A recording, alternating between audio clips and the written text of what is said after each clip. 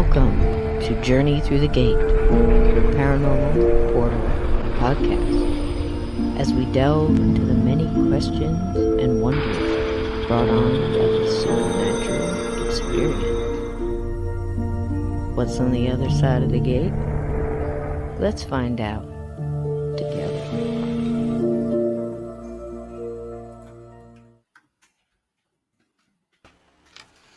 Hello, gatekeepers. Hello, Donny. Hello, Hi. everybody. Let's see. I wish I had that mirror. It's like I see Sasha Bell and Ted Branson and Uncommon Belief and Vixen Doe. I see Blue Cross. Who knows what I'm doing? I see Ann Palmer. I see Blue. I see Donny. Well, you definitely see me. Do you know what that is? Nope. Nope. Nope. That I is wouldn't an know. old show called Romper Room, and this lady was old. It was around the time the Soupy Sales came out, and she would sit there and she had this mirror. It was brilliant. It was a handheld little mirror, but it didn't have any glass in it, and she'd look through it like she was looking into the TV, and she would just start naming all these names like Bobby, I see Sue, I see David, and if she ever hit your name, you just thought it was magical. Yep, that's it. Blue. Romper Room, and you just thought it was so magical, you know, but it was kind of cool. So anyway, that's what it just reminded me. I don't know. It's gonna be a silly night. Yep. Vixen Doe got it. Blue got it. Hello, everybody. Welcome. And let's see who else we have in here. I don't know who our first people in here was tonight. Do you know? I believe it was Sebastian, Yes. Loren, Yes. and Jamie Bailey. Oh, wonderful. Hello and welcome to everybody. As you can tell, Mr. Steve is not with us tonight. He is doing some deep technical upgrades. So we're going to give him that time because he's doing it for everybody and all his fans and all the stories and the mysteries and both the 13 Past Midnight and his and Sandy's channel, and also for Missing Persons and Mysteries. So they're very busy working on some wonderful surprises, and we wish him all the luck and love we can possibly toss at him. Right? I just got to step away real quick. Just Go there's ahead. like a little thing I need to take care Sebastian, of. thank you for your nice comment earlier. You said that we did deep research, and I can tell you this, all joking aside, I have dug deeper into this thing. I went at this like, I can't even explain it. I wanted the truth. I wanted the truth, and I wanted it for the paranormal community because, again, like I said, it's the paranormal soundtrack of our, my life, and everything that I tried to learn from, you dig into. It's like, is this possible? Was there any other case where slime ever came down the walls, or came out of keyholes, or just showed up somewhere? Yes, there is. Was there ever a case this or that? So I took like each aspect of it and I started to dig around, and you didn't hear anything for a while. I mean, the movies kept coming, the articles kept coming, the Family Circle, articles and like little in-depth stuff, and most of it was just a rehashing of the same stuff. I wasn't learning anything new over a couple of decades, and then another movie would come out. Well, I learned my lesson when I pulled up, I think it was Amityville The Possession, whenever that came out. And I think I watched the first 10, 15 minutes of it, shut it off. I'm like, I'm appalled by it. I said, this has nothing to do with the book. It has nothing to do with what they said happened. And I was just a real stickler for it. If it's a true story, why the hell are we changing it? Why are we embellishing on it? And that was my main drive, and that's what ticks me off the most. Because like I said, every single solitary part of this 4-part series, I have said the reason I did this is not to call anybody a liar. It's not to say I don't believe this person, or I don't, believe this, I guess you could say victim of paranormal. If you're attacked, you could be a victim, and then, you overcome it, you're a survivor, so paranormal survivor. That's been kind of used too. But the point is, it's real people and real things happening to people. And if we don't understand, and we don't talk about it, and we don't try to understand how it happened, we don't know how to prevent it. And if we don't understand those two aspects, we can't really stop it, and we certainly can't help somebody else that's going through this. Now, I've dealt with real people going through these things. This is a real horror, an actual horror. Many of you have experienced certain things, and it might have been something so quick like riding in a truck and all of a sudden you get a funny feeling and you're going towards, you're going down a dark highway and you look and there's somebody sitting next to you. And of course you're going to be scared out of your mind. Who knows even what the thing looks like? Because if the ghost is in its death state, or like somebody said in the chat once, a death echo, which I just loved. I thought that was kind of cool. But caught in that death state, nobody wants to see, somebody all bashed up and decaying. Nobody wants to see that. Of course it's going to scare anybody. But it would scare me just as much if it was an absolutely, if it was, Sam Elliott popped up next to me, out of nowhere with no, you know what I mean? Without being scary looking is what I mean. A perfectly normal looking human being just pop up out of nowhere. That's scary enough. Now you have it, you have the situation, and of course this trucker is just going to keep going or pull over or look back and what's going on. If whatever it is never even says anything to him, that trucker is then left with, why did that just happen? Who was that? What did they want? And that's been my drive for 50 years.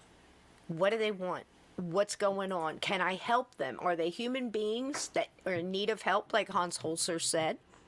I've never been afraid of a ghost. They're only human beings in need of help. That was my mantra, and that really helped me. So I have issue with, people coming through and going, okay, this guy's a liar and every book he made is garbage. Did you read every book? I didn't, and I'm a huge fan.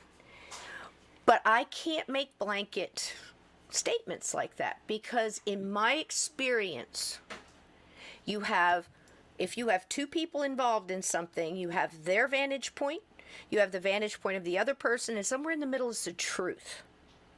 And that's what Donny and I have been digging for, the truth. Now, I not once, Donny, did I tell you, no, we're not going to add that because that doesn't fit the narrative. Have I said that? Nope, never. And same him to me.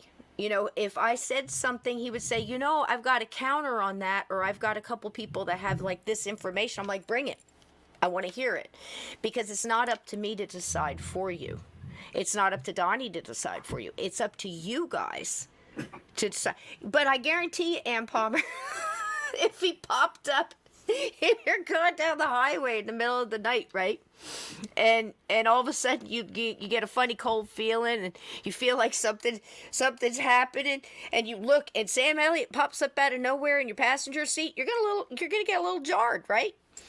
But that's the point. It doesn't matter, they could be a perfectly normal looking, but then you have the really horrid and the scary pop up. So I know a lot of people in this community that go through making themselves sick. I know people that have been in the hospital because they went and helped people, and it took so much out of them that it made them sick. This is real. It takes a lot out of you to do this kind of thing, and those of you that do it, you understand what I mean. Even if it's just simply channeling or being a medium or doing readings, tarot card readings, will take a lot out of you. Anything that you have to express energy and gather other people's energy, even being an empath, can take you down, if you're not prepared. So it's like I told Donny, I said, it's not a game, right, Donny? It's like, right. People think it's just this game of he said, she said, and my EVP is better than your EVP, and my house is more haunted than your house. And we're all so sick of hearing the most haunted house in the world, the most haunted house in the United Kingdom, the most haunted house in America. There's thousands of them that claim that. And you know what probably is? The little house with the family that isn't talking about it, They're not sharing it because they're embarrassed and they're scared.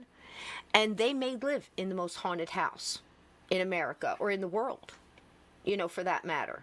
I don't know how you could ever gauge something like that, but you get my point. And they're Yeah. not saying anything. That's the stuff that makes me mad. And after 50 years, I think we should be a little bit further into understanding. And I think a lot of us are, I think a lot of us are. So thank you, Lindsay. This is what I'm saying. People don't realize, like when I have mediums that say, I can't do live readings, or I can't do live readings on the phone, or I have to really prepare ahead of time for that. I totally get it because it's so draining. And some people can do it and they have a better control of their guards, or their energy and things like that, protection, whatever you want to call it, all of those things. And hello, Michael Luciana. I love you, baby. See you soon. I'm coming to give you a hug, sweetie, in Gettysburg. So, it's just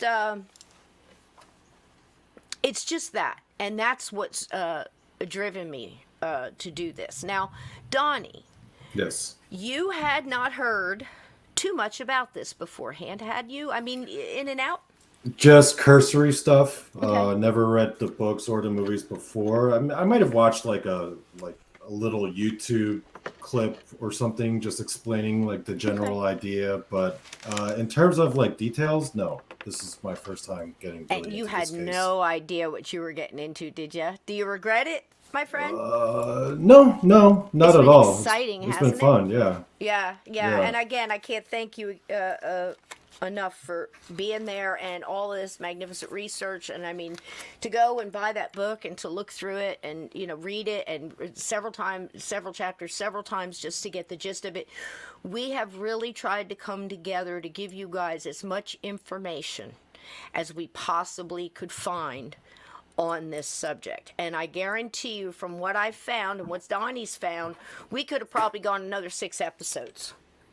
I kid you not. And honestly, we probably have a good almost 24 hours worth of stuff, maybe more, maybe a little less. And that's a lot of content. You know what I mean? Yeah. And we're still at this point. It's very much like we were saying today. It's like the Jeffrey McDonald case. It's like you just keep pulling all this stuff, and at the end you go, yep. Even after everything else, I'm still sitting here and I'm with Freddie. I still think he did it. I still think McDonald did it. And I can't explain that, but that's what my intuition tells me. And that's at the very end.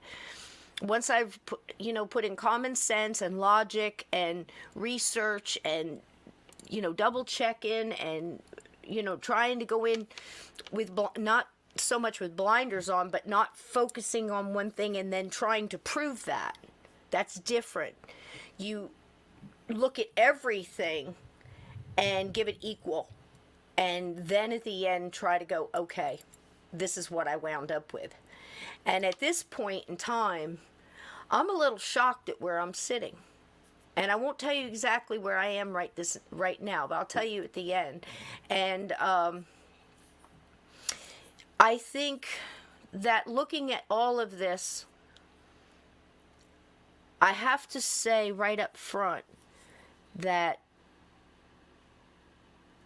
I discovered a few things that disappoint me in how human beings can be cruel to each other and the horrible things that human beings do to each other. It's not surprising, always knew it, but it just never ceases to surprise me how cruel humans can be to each other. But at the same time, I know how wonderful human beings can be to each other. And the silent heroes and, the people that really go out of their way. And some of those people are in the paranormal. Some of those people will stop everything they are doing to get in their car at their expense to go to a stranger's house and try to help them through something like this. And that's why we're digging so deep, because there are children involved here, 2 sets, the DeFeos and the Lutz children. Those kids didn't have a choice to go through this mess. And it's important to me to try to find the truth for that reason. as well as I said, with the paranormal and trying to help the paranormal community. Now, we keep hearing the most haunted house in America. To me, it doesn't seem to be an awful lot of ghosts in this story. So that always seemed like a funky thing to me. It's more, I don't know what you'd call it. But digging in here and dispelling stuff like Ketchum. You know, that whole thing about how there very well may have been somebody in 1700 that, was delving into something and, left Salem. I've heard equal facts on both sides. Some say that's true and some say it is not. But to be able to come to you guys and say, look, just because there's a street that's named Ketchum, there were Ketchums all over the place there, and that street is not named after that person. So don't let people say, oh, just because there's a street name and, a grave and, a gravestone and stuff, so all that must be true. So we need to look at it differently and wonder why that person is bending that fact to try to get you to believe their full story. And at this point, like I said, the best thing that we can do is, if you have an experience, just tell the truth about it. Don't add anything. If you don't remember something, say it. And don't really try, because I forget what it's called. Blue, do you know the term for if there's a gap in a memory of something and your mind fills in that gap? I know that there's a psychological... Cognitive dissonance? Is that right? I might be wrong. I don't know. It's like your mind kind of fills it in. It's almost like pareidolia, where if you're looking at a cloud, your mind will try to make a shape out of the face or something like that. You start filling in blanks. So I started very early going, I don't remember that part, but I do remember what happened after. So that's basically what I'm saying. And I think a lot of people do that because they go, I gotta have to have a complete story. Do you see what I mean? And I think sometimes people do that. And it's just best to say, you know what, I don't remember this part, but I remember here. And let other people try to help you, say, hey, do you think, maybe you shut down.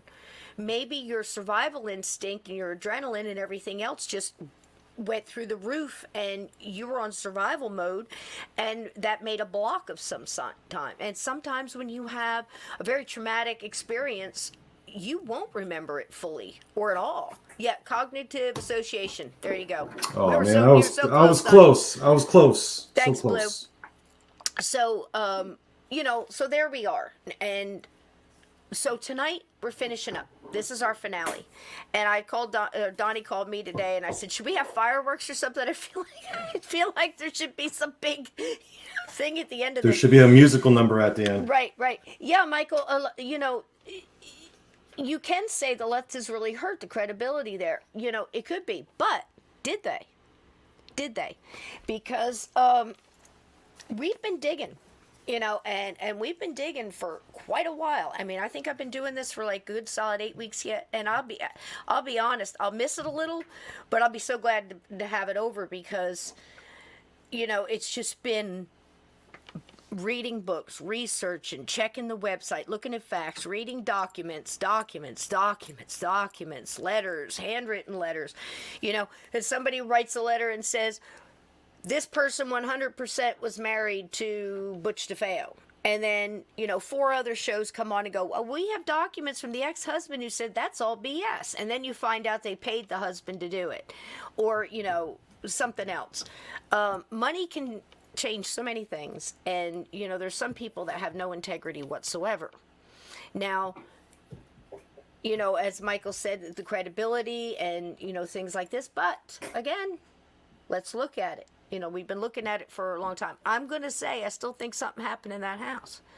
Donnie still thinks something happened in that house, and we think it started, probably before the DeFeos, or at least maybe came with. I don't think it was, I don't know, there was a lot of abuse and yelling and screaming in Brooklyn too, and it was definitely, he was like that. But I personally lived a similar situation And what I mean by that is having someone, if you've read my book and if you've heard the stories of the farmhouse and the ghost with the red ribbon and the red eyes, the red ribbon, that thing. I think it's called the farmhouse, the farmhouse, the flying head, and the red ribbon. You know, one of my earliest paranormal memories is having a head come flying at me. You know, now if I had told people that, they would have told me I was crazy. We were not allowed to speak of this in the house. But you sit back and you take yourself out of it and you put together the facts that you have and you talk to people that might have a different vantage point than you do, might be a little wiser in the subject than you, and you put this all together and you say, you know what? What if, because my dad was like he was obviously had issues from World War II, an alcoholic, prone to violence, I'm sure, and was before he ever got there.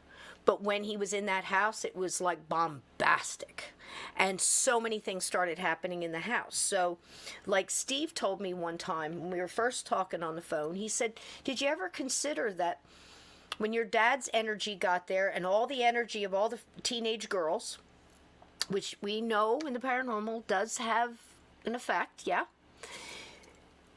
Did he spark the energy in the house, or did the energy in the house spark him to become more? Or was it a little of both? And in my mind at this point, I could say it's probably, if I'm going to be honest, I would say it's probably a little of both. And I think that could have happened here with the DeFeos moving in and all the abuse and everything else. Now, again, if you know anything about the paranormal, especially the you know, the bad side, and how the negative entities, whether it is a human ghost, a human being that's earthbound, that was negative in life, or something that has never been human, feeds off of that. And if they're going to feed off of it, they're going to cause things to happen to create more of that fear. Okay? The loosh. And that gives them energy, and it gives them energy to manifest things. So, that being said, I'm going to tell you right now that when I started this, I read the I watched all the Shattered Hopes, watched it twice. I watched every interview that I could get my hands on of Butch in jail. I didn't read the book. Donny graciously offered to do that and get, from that point of view, the Rick Osuna. But there's a lot of that in the Shattered Hopes. So, Marae, do you have that link to the Shattered Hopes on YouTube? Because I want everybody to have access to the information that I saw. You might see it and come up with a totally different, idea, and that's fine. Absolutely fine. That's what we're all here for. In fact, in the description, I said, join Donny and I and the chat, because you guys are such a huge part of this. You heard this, or you might have heard this little piece here or that little piece there. You might see something different. We're all in this together. This right here, this show, is the closest thing I think you're ever going to get to paranormal unity. Nobody's trying to show up anybody else. Nobody's trying to be right. We're just trying to find out what the hell is going on and who's telling the truth and who isn't. Thank you so much, Sasha Bell. And Sasha Bell, if that's you that friended me in Facebook and I've got your messenger, can you please DM me and let me know that's you? Because I never want to assume, and if you have different names on different social media, I don't know who's who, and I don't want to... I once reached out to somebody, talked to them for 2 days, and they weren't who I thought they were. So I learned from my mistakes. So if that is you, I would love to send you links as well. That way, if somebody can't be here, somebody else has got them. So I appreciate that so much. Thank you. Donny. Yes. What would you like to say? I like the idea, or I think the thing that needs to be paid attention to as well, along with everything else that you just mentioned, was that priest.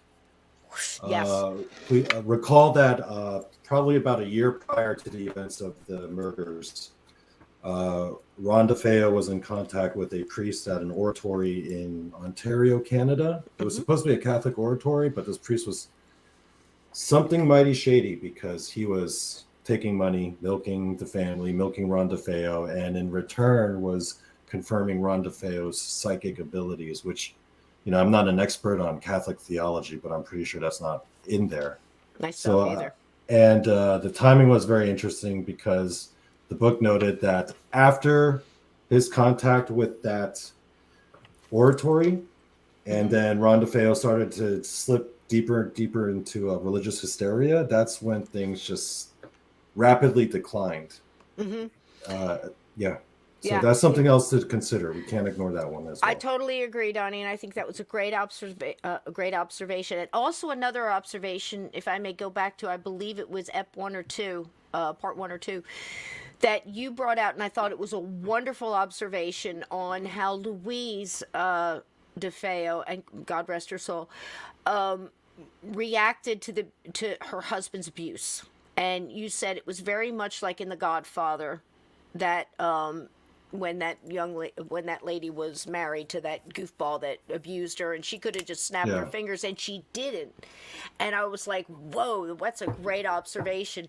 And it is so good to have an extra vantage point and an extra visual and examples on that, because it really helps you understand, because there's a lot of people that have never dealt with anybody that was involved in an abusive relationship or anything like that, to understand why somebody would stay. Why somebody just didn't, I mean, I'll be dead honest with you. When there was one of these reenactments, I believe it was in last night, when they were reenacting, and he just reached out to grab her, and she's like, oh, right, and she just goes like this, and she knows that big fat fist is coming to hit her in the face. Let me tell you something, once, he'd never be able to hit anybody again. And I mean, I'm telling you the truth. There was a well in the front yard. So, that being said, live on the inner tubes, if you touched my kid, now you're in a cave for 3 months. It's like, I'm just saying, I mean, I can't, it's so hard to wrap your head around why you would there's not money, a house, clothes, car, an excuse, nothing, So what was going on in that house? Why did things happen? Donnie, you said you thought it escalated with the priest. Now, I can tell you this, in one of the interviews, maybe in this documentary, there's been so many that I've watched, they're all starting to blur together. I'm going to be dead honest with you. There are a ton of interviews or honey, documentaries. I mean, there are a ton of documentaries. Gosh, if I see George Lutz in that, beige corduroy suit one more time, saying that the dog tried to hang himself, I'm going to pull my own hair out. Yeah. But they said that he actually originally, because we know why he went to Canada. He was going to Canada, he's scoping out land. He was going to start his own mafia after he stole all this money from the Buick dealership and everything. He was going out there. How he got in with a priest, I'm not 100% sure. But the first time that priest came back to the house, do you know what he came to do? An exorcism on the house. Did y'all ever hear that one? Think about it. Why would he be? And that's when all the religious statues started showing up. Mm-hmm. Remember, you had pointed out all the religious statues in the front yard, and him going out there and praying in his boxer shorts and all that stuff at 2 or 3 o'clock in the morning, and then predicting people's futures. And hey, Kevin, how you doing, sweetie? Predicting when people would die and all those things. Yeah, that all happened because or around the time of the priest. Yep, there you go. Fix and Doe's got it. Yeah. Oh, funny story. I won't tell you what sister, but this has nothing to do with anything other than it's a great iron skillet story. I can remember my sister telling me this story that I guess my brother-in-law went out fishing with his buddies or something, came home really late, and expected, he was supposed to be home like at 2, and this is like 9 o'clock at night or something, and brings all the fish and wants them cleaned and fried up for him and his buddies and everything. My sister, she threw an iron skillet at him. It just missed his head, went right into the wall, and you know what? It's still there to this day because they just sheetrocked it up. So there you go. That's how in our family, Just saying. May not be right, but it's true, you know?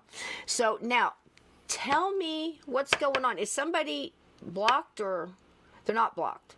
Nobody's blocked. What's going on? Somebody said that they couldn't get through. Was it Kevin? Kevin, I see you, honey. There you go. Seemed like the gatekeepers got it. Lindsay's got it. Everybody's on it. We're all good. Did anybody have any questions before we get started? Yeah, it is very similar to Stockholm Syndrome. No joke. Yeah, no joke. And it's almost like you go through. I think that that's why Louise always, like, say Ronnie got hurt and she'd run to him, oh, Ronnie. And that always pissed off Butch because, like, why are you taking his side? That happened, he said, the night that he shot them because she called out, oh, and that made him even more mad, and that's when he turned and shot her. He also said he turned and shot her when she reached for a gun that she had on the left side of her bed. Again, so many stories, we'll never know. At this point, I'm not even sure Butch knew at the end. I mean, he was scrambled. He came by it honest. I mean, you know, he could have had brain damage from getting beaten as a kid. They were never allowed to get help, medical help, and things like that.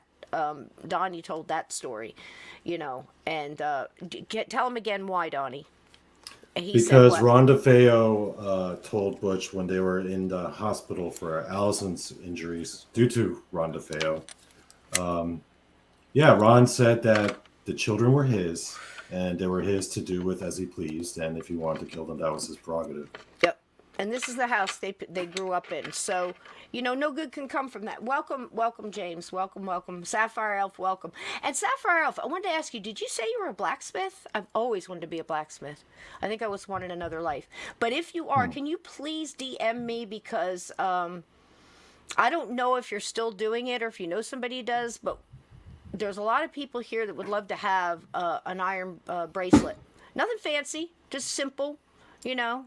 Iron bracelet. I need one for my left hand. So I was looking to get one as well. Yeah, there's a lot of people here that are looking for that Sapphire Elf. So you know, I would love to support you know, small business and especially in this community. So if you know anything about that or can you know, give me an idea, I would love to talk to you about that if that's cool.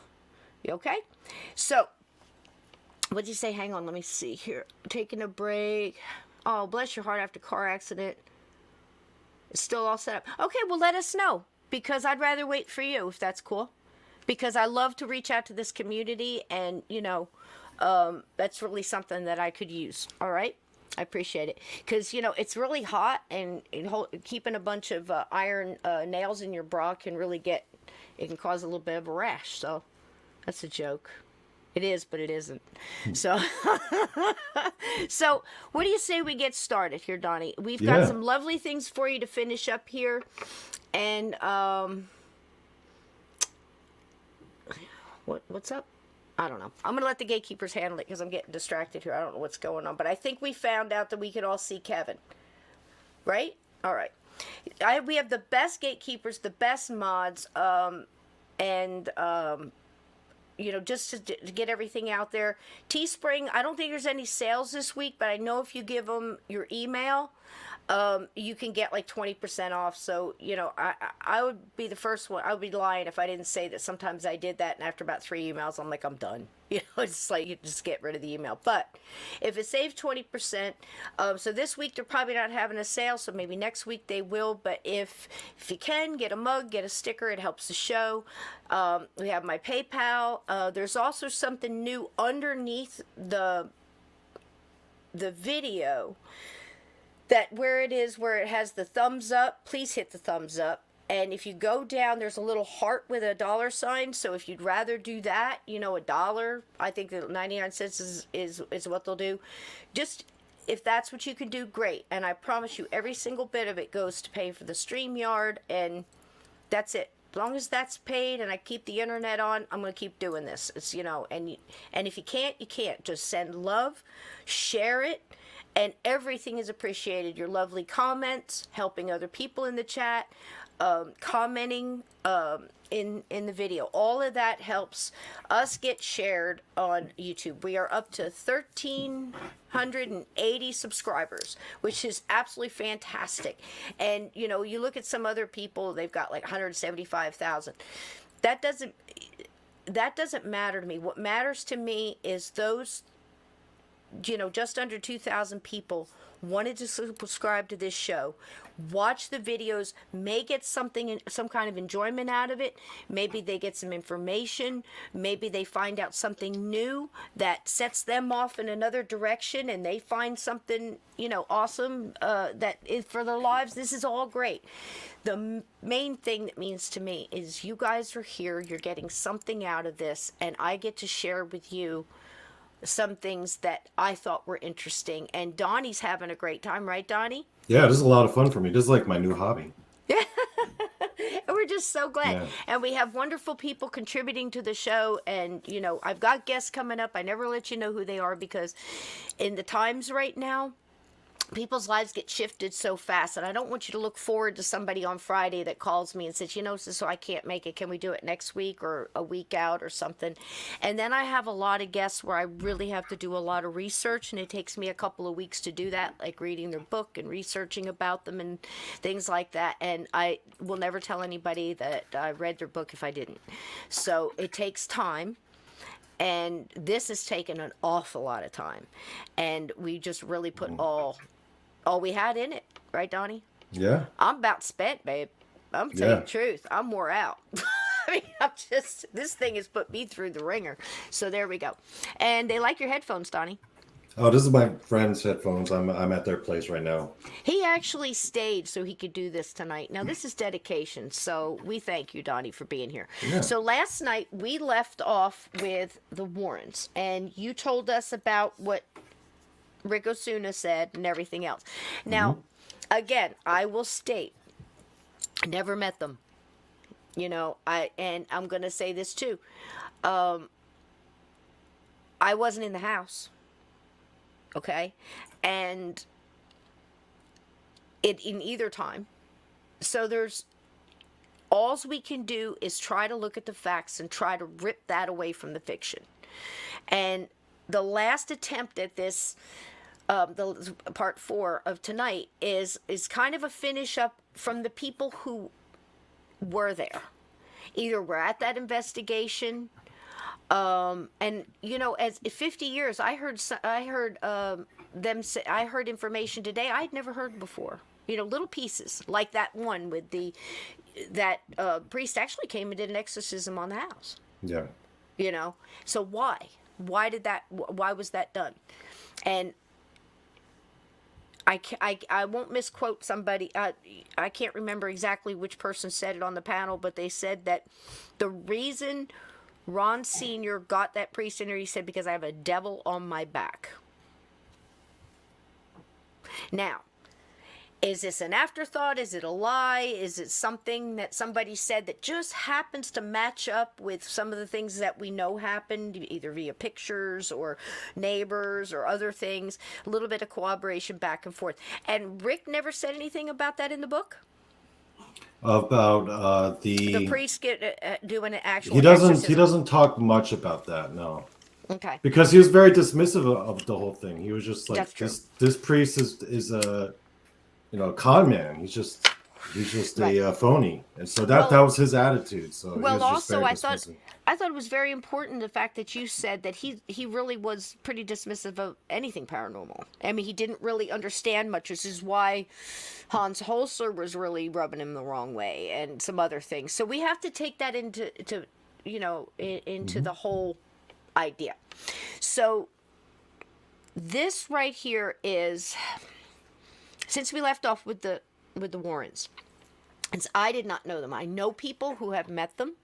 I know a few people that at least spoke to one, either Lorraine or Ed. There are multiple letters, like I said last night, from people who said not nice things, like this, Ed leaned in and said, you can make money at this, whatever. And that kind of soured them a little bit, and they said, okay, I'm not working with this. Is weird. I don't want to work with them. They're not doing it for the right reason. But then again, if he leaned into a family that had the dad missed work for like 3 months because he couldn't go because of all the garbage happening in the house, or this can absolutely disrupt your life, and I mean put it on hold, and all of it is just dealing with what's going on in the house. And then you say, well, why didn't you just leave? Well, maybe people didn't have money, even for a hotel room for a couple of nights or something, like they did in Poltergeist, where where they left, they went to the motel and pushed the TV outside. I remember that scene. Yeah. But you wonder. We weren't there, so all we can do is say, okay, what would we do? But keep in mind that a lot of times this stuff happens very gradually. And by the time you really get into the point of what the heck is going on, you might not have your full capabilities to think straight, especially if there's an oppression going on. Because that's what happens. It separates the family, pits one against the other, causes lots of fights, and before you know it, it's just this battle in this house, and you're losing time. So I think that's a big part of it. But if Ed Warren leaned in, what if that was taken out of context? I'm not saying it was. I'm just saying let's look at it. And the family was desperate for money, and he leaned in and said, if you let me write a book on this, you could make a little money on this. That would make sense, and it would be a kind thing to say. Right? Yeah. If it was the other way around, it's like, I'm so glad to be here. We're going to make money on this. We're going to make a movie. We're going to do this, like they said that Weber was doing. Both can be true.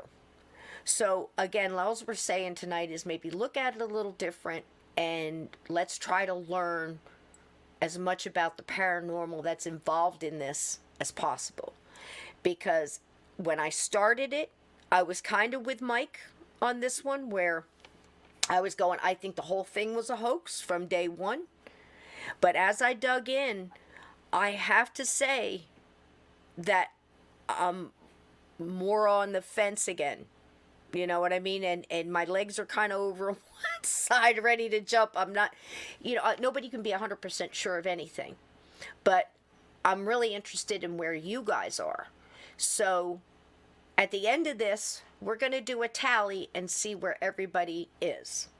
But again, I think it has a little to do with what I said in the beginning. 2 people saw something. Look at that movie Vantage Point. Every person that saw it different. They saw the same thing and read it differently. What if it's a little of both? And I think that's totally possible. Right? Yeah. So here's Ed. I was able to grab, now you can't get much with them because, like she said, in her own words, Warner Brothers owns the rights to their life. So it's very hard to get anything that I would be able to show you guys with the Warrens. But I was able to put this together. Oh, okay. He grew up not far from Amityville. Is it a friendly little town, Mike? I know the huge horror is the way people have reacted to the house and still go there now, and the way they bothered the whole neighborhood. That's, human beings are crazy, aren't they? It's just amazing. People like a spectacle. Right. So Donny and he really dug today. At one point in time, we saw like a PowerPoint list of everything that was supposed to have happened in the house, and we couldn't find it. Oh, it's a beautiful place, he says. Great. So of all the things that were alleged to have happened via the Lutzes, not so much the book, not so much the movie for sure, but what they actually said happened, and we couldn't find that list again. So I found Ed and Lorraine talking about it, and I thought I would just let you hear it from him. How's that sound? It's just about 2-3 minutes, and it's a little bit about them talking about the house. So let's hear from their own words rather than secondhand. Okay, does that sound good? Is everybody good to go? Sage and I use about sage and smudging. Yeah, if you got sage, if you smoke them if you got them. I'm telling you right now, it would be great. If you got the wood, the Florida water, and everything else. Because, like I said, I will be so glad when this. Whew, there you go. Everybody gets some of that. Okay, here we go, from in their own words.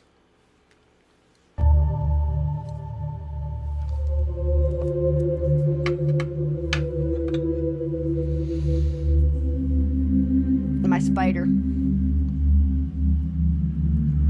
Florida water, Brandon. I'll show you.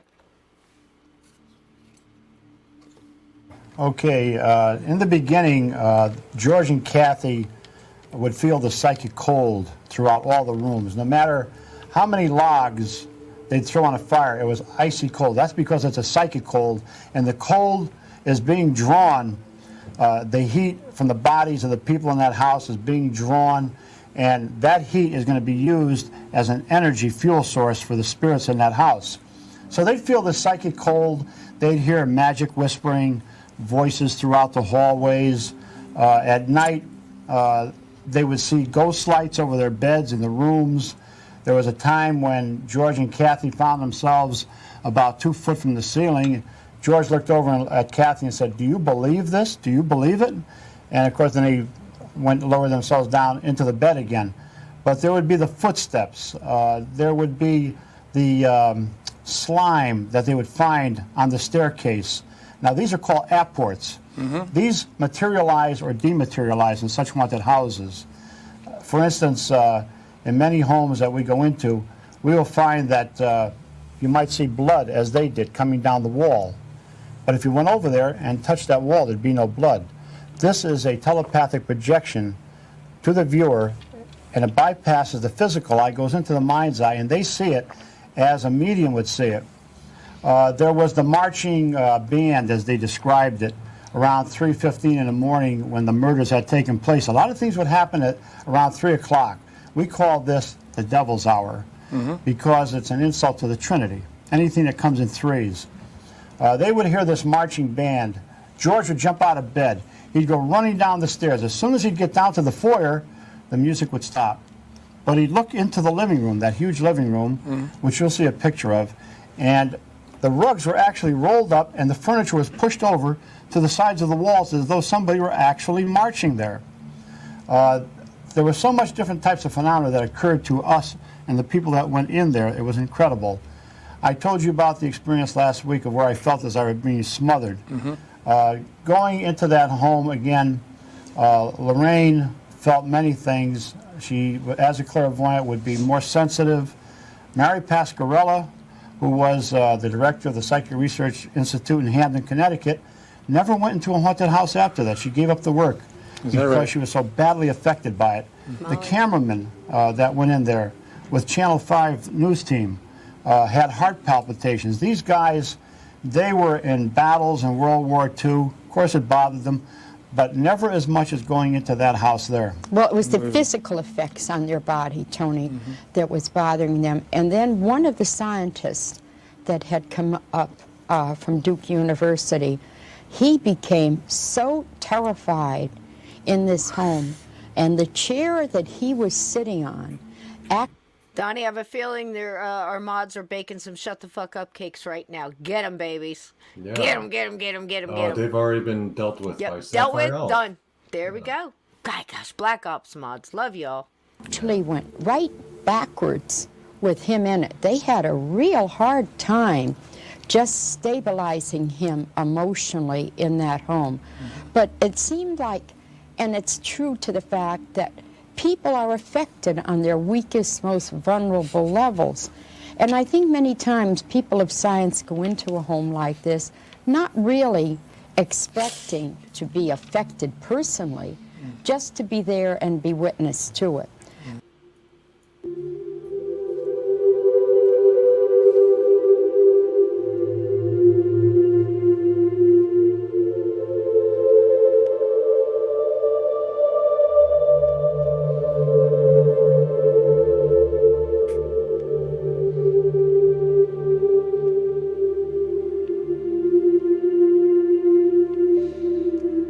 I'm gonna miss that spider, Donnie.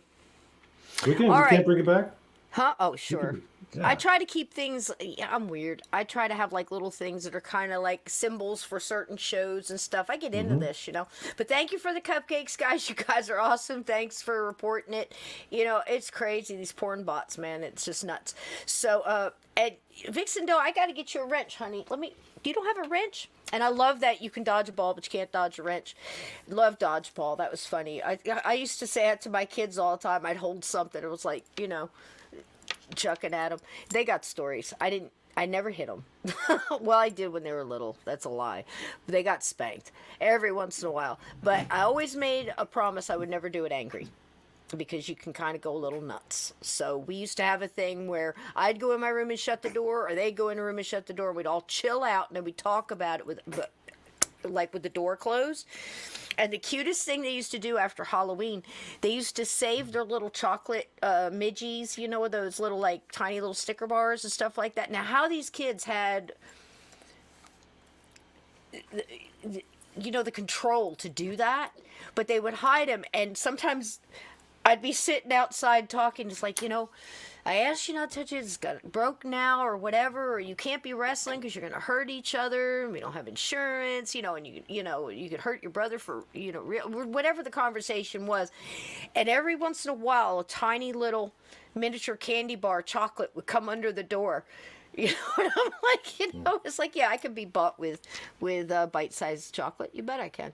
So, especially for my sons, I thought that was absolutely adorable. But it would totally break the mood, and I'd be eating chocolate, and everything would be fine again. So, you know, so there you go. Let's try that with your kids. Talk to them through a closed door. As long as they don't slam it in your face, because that happened once, and I just went and got a screwdriver, took the door off the hinges, and it sat outside for about a month. So, you know, parenting, it can be an adventure. So there you go. What do you think about that, Donny? That's right from their mouths. What do you think? Well, yeah, I'm not going to. Your opinion, not Rick's or whatever. What did you think about what you heard on that from your heart? I don't want to deny someone, even if their credibility has been questioned on certain points, because just because point A and B yes are not credible does not necessarily mean that point C and D are, you know, are truthful or not truthful. What I mean is, like, just because you catch one person in one lie doesn't mean like everything they said was a lie. You can't make that assumption. You can't make that leap. Sure. And people in the paranormal community like to do that, right? They find one little crack in their credibility, and then they say the whole thing was a hoax, right? And I think that's a thing we have to avoid. I mean, yesterday I talked about how Lorraine Warren was wrong about Ron DeFeo's bed, but does that mean we completely dismiss everything she says? Right. No, we still Maybe have to somebody consider told her it was. You know, yeah. I mean, it's just, that's the thing. And I think if we've gotten through one thing through this whole series, that would be it. To question everything. Don't just believe something that somebody says as gospel. Check it out for yourself. And, you know, of course, in life, you know, if you know somebody, that guy at work or something who's always making up stuff, you know, back in the day, we used to call them storytellers, you know, anything they said, you know, or oh, here we go again. Gosh, don't turn the ovens off yet, guys. Bake. Blue Crossroads wins the race. Yep, there we go. That's amazing. It's wow, so they fast. Just keep coming today. I know, it's right. But so bought back. So yeah, that's the thing. Because I think it's too important. Like I said, when Zariah said, why, you know, there's so many other things, because this has been huge. And people are either on one side or the other, you know. And then I ask people, why do you think the whole thing is a lie? Oh, because in the movie, the window smashed, and then the window was still there, you know, when I went to go see the house. So the whole thing is a lie. No, that's not, you know, that's not even... It's not even common sense. You know what I mean? It's not logically sound. Correct. Yeah. And it bothers me because both Danny and Chris in different interviews have said that the hell they went through in schools and with friends and things like that was, well, the movie said this and that didn't happen, so the whole thing is a lie and your family's a bunch of liars, and and all this. And it really, I mean, these people went through hell. Thank you so much for dropping that, Be Kind.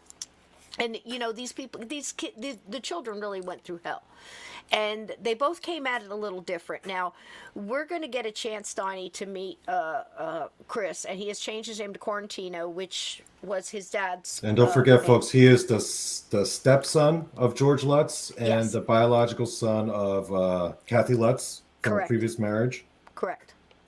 And Yeah. George insisted, that's what they said, their words, not mine, that they be adopted by him, which in some cases can sound, oh, isn't that sweet?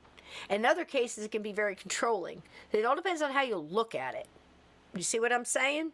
Yeah. Vantage point. So, and I could tell you which one it is. I don't have a clue.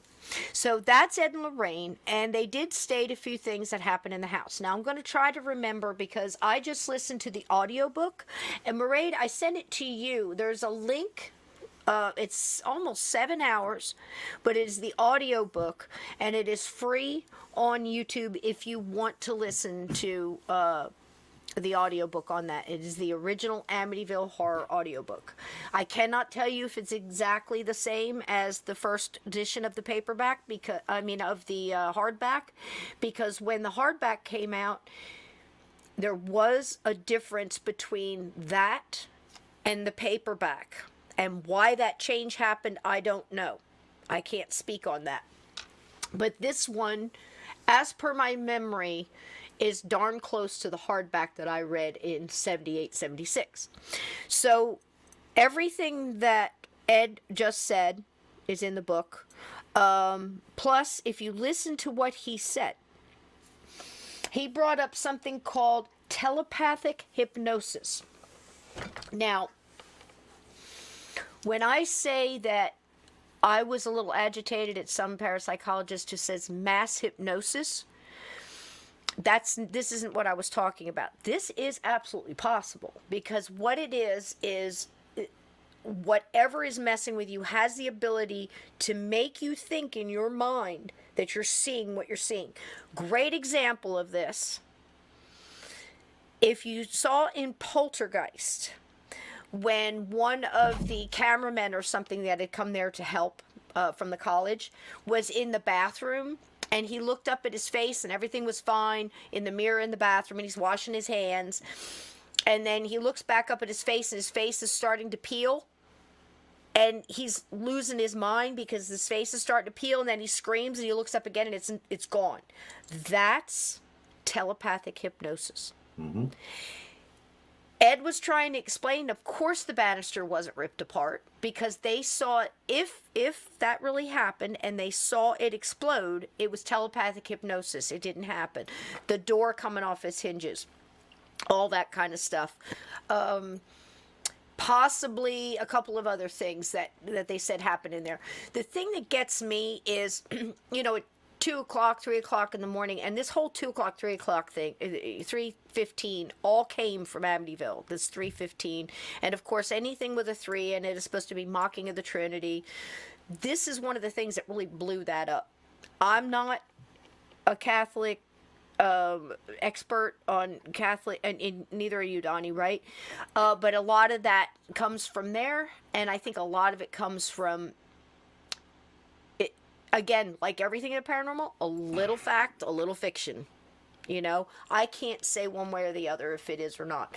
I think the whole 3:15 thing really stemmed from this, and you really see it in a lot of things now. Just like Get Out. Started here. But does that mean that some ghost that's in the cellar that thinks that's his territory might not say get out? Of course, it could happen. But it does seem like it gets used a lot, doesn't it? I wonder why. Is it this, or is it really happening? Or again, a little of both. You see where I'm coming from? So the brass band, or the marching band, he would wake up and hear a marching band downstairs in the living room, and when he George get down Lutz? there, yes, and when he Okay. get down there, the furniture would be moved and the rugs would be rolled up like, for a marching band. It doesn't make any sense to me why something would use so much energy to create the sound, to move the furniture, to do everything else. But then again, I don't know how much energy it has. I don't know if it's one thing or two things or if it's a complete lie. I can't tell you that that can't happen because other things have happened that are similar that I've seen. See? So, audiobook, who did I send that to? I sent it to Maraid. But listen, while I play the next video, if we don't have that link, I'll set it up to you. And speaking of links, yesterday I mentioned a wonderful movie. It's a B movie, but it's cool. It's 1985 and it's called The Heavenly Kid. I put the link in the description for last night's show, and I also put it in the beginning of this chat. And if I send it to anybody else today, please put that up there. It is a free movie. It's free with ads on the inner tubes. So it's on YouTube. You can watch it, and it has a great message about what happens when you cross over and you have some like unfinished business, or you could have done a little better, or maybe you could go back and fix something. And it's not so much you're fixing what you did, you're helping somebody else that might be starting to make the same mistake. It's a really good message, and it's free. And for those of you that are going to the bash that are looking into what happened in the 80s, I just remember a lot of big hair. I don't remember much else about that stuck out in the 80s, but you'll see a lot of big hair and 80s styles and things like this in this movie. But it's a really wonderful message, and it's one of those movies that kind of sort of gets it right. I don't believe there's a big escalator that goes to uptown and one to midtown and one to downtown, but the rest of it's kind of true. So if you want to watch it, you want to watch a real good feel-good movie with a lot of cheesy 80s music in it, have at it, and I hope you enjoy it. Okay? So there's that. Donnie, anything before we bring in the last part of this documentary? Anything you want to say or add? Only other than the fact that we were doing a list of stuff. I'm sorry. Go ahead. Yeah. Oh no, I just wanted to say that I've come to realize that all the best or all my favorite paranormal movies were all non-horror. Have you started to notice that? Like some of the best ones were not horror. Yeah, I don't do horror. Yeah. I really don't. I don't do slasher. I don't do Friday the 13th. I mean, I watched Friday the 13th. I didn't watch like the other 24 of them. I liked movies, like I said, like that tried to get it right in one way or another, like Times of Their Life. Poltergeist, I gotta tell you, there was more truth in Poltergeist than fiction. The only thing I can really say that probably could never happen, and I don't even know if it could happen, but that whole house just, I've never seen that, but I've seen things disappear and reappear, and I've seen houses that weren't there look like they're there. So, Yeah. I mean, who am I to tell you something can't happen?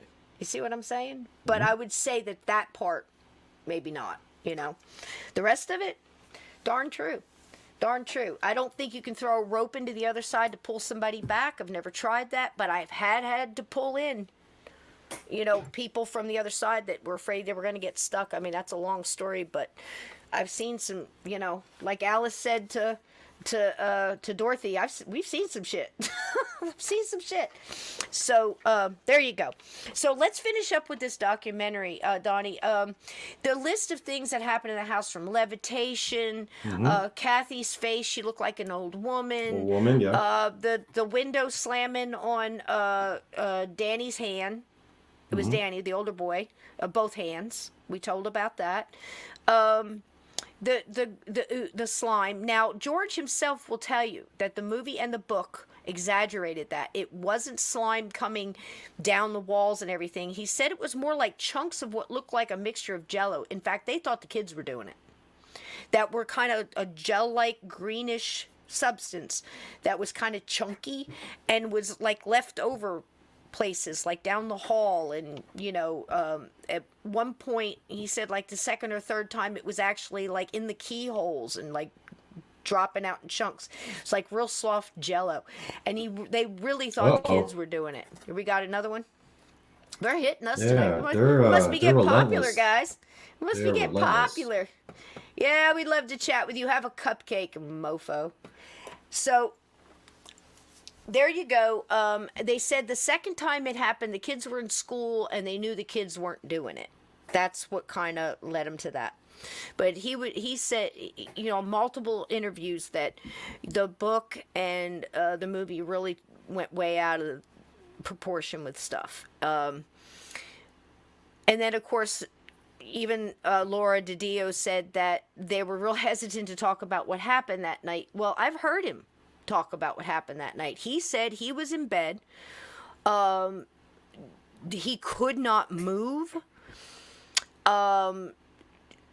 Kathy was asleep and did not move, and all night long he'd hear his kids screaming and the beds banging up and down on the floor, and he could not get up to go help them. And that was his hell. This is what George said. Now, he said that when the kids came down that morning, how they all just went to sleep after that, I don't know.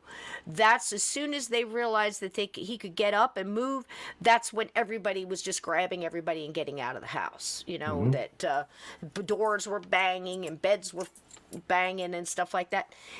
It can happen. It really can. Other than that, I can't tell you anything else. So there you go. Yeah, dang these fools. Ain't it true? Ain't it true, Aunt Edna? So let's watch the rest of this documentary. It's really going to I think it kind of nips and tucks everything a little bit, and it gives you the last perspective of everybody we've been talking about. Oh, wow. Since Again? the beginning. Yeah. Go get them, Maj. They'll have them before the second one comes up. Yeah. It's so fast. So you guys get that, and if by any chance you miss some of this, just holler at me, okay? Yes, I've seen stuff like that happen with my own eyes. Yeah, Kevin, that's what I'm saying. There's nothing that they said.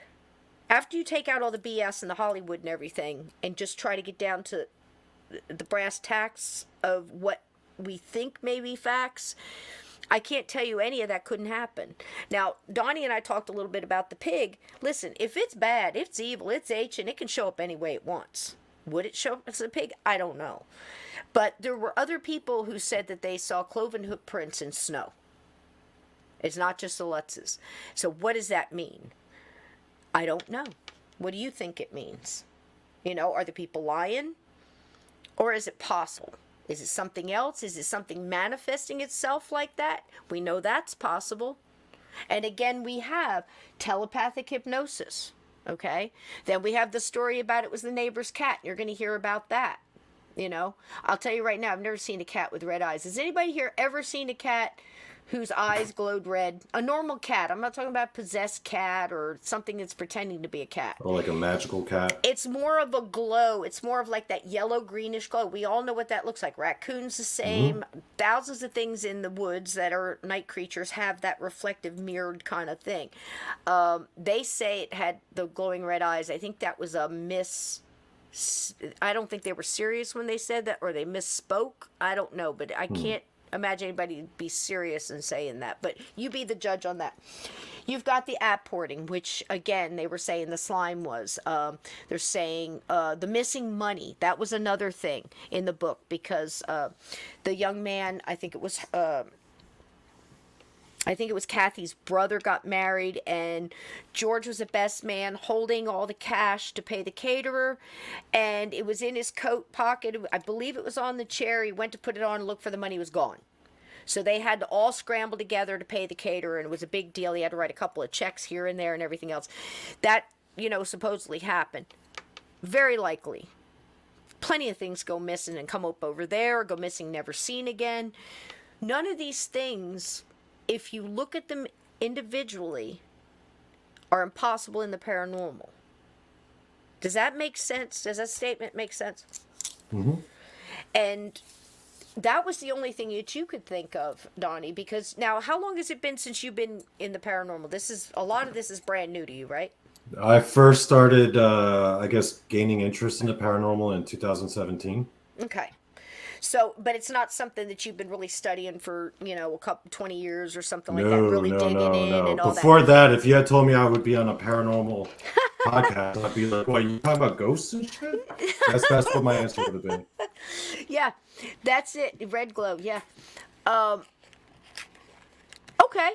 Rats have red eye shine sometimes, and spiders too. Oh, spiders. Do you remember that spider? I still don't know if that was a spider. Don't get me talking about spiders. I can't. That and sharks, man. Crickets. That's an entire different podcast episode. Yeah. No, please. So, I'm joking, but not really. So, yeah, and all the other stuff. The hand thing got me a lot, you know, because Chris does talk about it in my Amityville Horror. He swears it happened.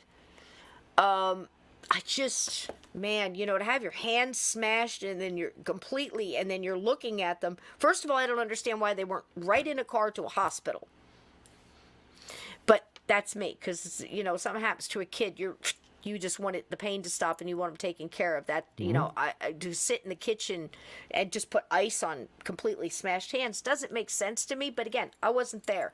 And then he said it all just came back to normal, like it never happened. So is that telepathic hypnosis? Was that 3 people who were affected and thought they saw something that never really happened? Seemed to be an awful lot in that house. But then again, George Lutz was cold all the time. He also said that his hygiene changed, his attitude changed. He didn't go to work. He just wanted to yell at the kids, and he just sat there and stared at that fire, chopped wood, stared at the fire, and kept stoking the fire and could not get warm. Why? Because it's very possible, if that's true, that it's sitting there pulling all that energy so it can do the things like the brass band and the window and the other stuff. And that's paranormal. So, there you go. Donnie, ready? Yeah, Aunt Edda's making fun of you, Cisco. Is she? She deals with spirits, but she's afraid of little spiders. Well, absolutely. Abso-freaking-lutely. Because I'll tell you why. There's some things in nature that could kill you. and I've been around and round and round and round with spiders. I got bit by 5 brown recluse spiders in one night. And I had a friend of mine who was a great big old mercenary, let's just say. You know, he's a contract dude. And multiple tours in the military.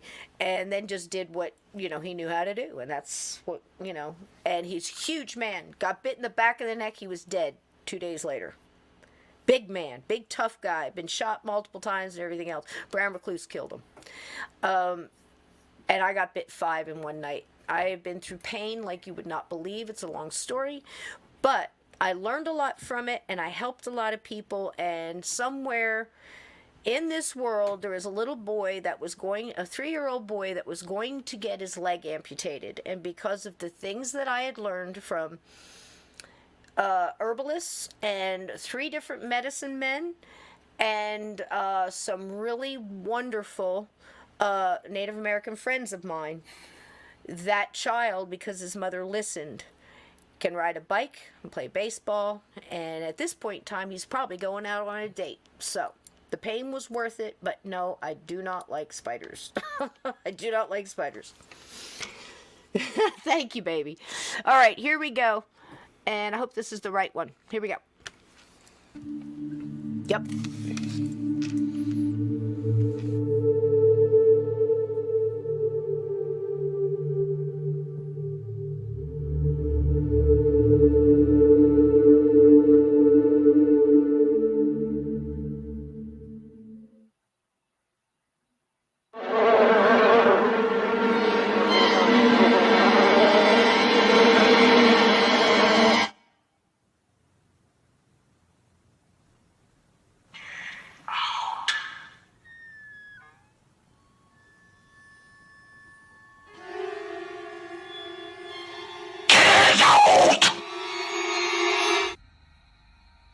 It was a horribly foreboding type of a feeling throughout the whole house.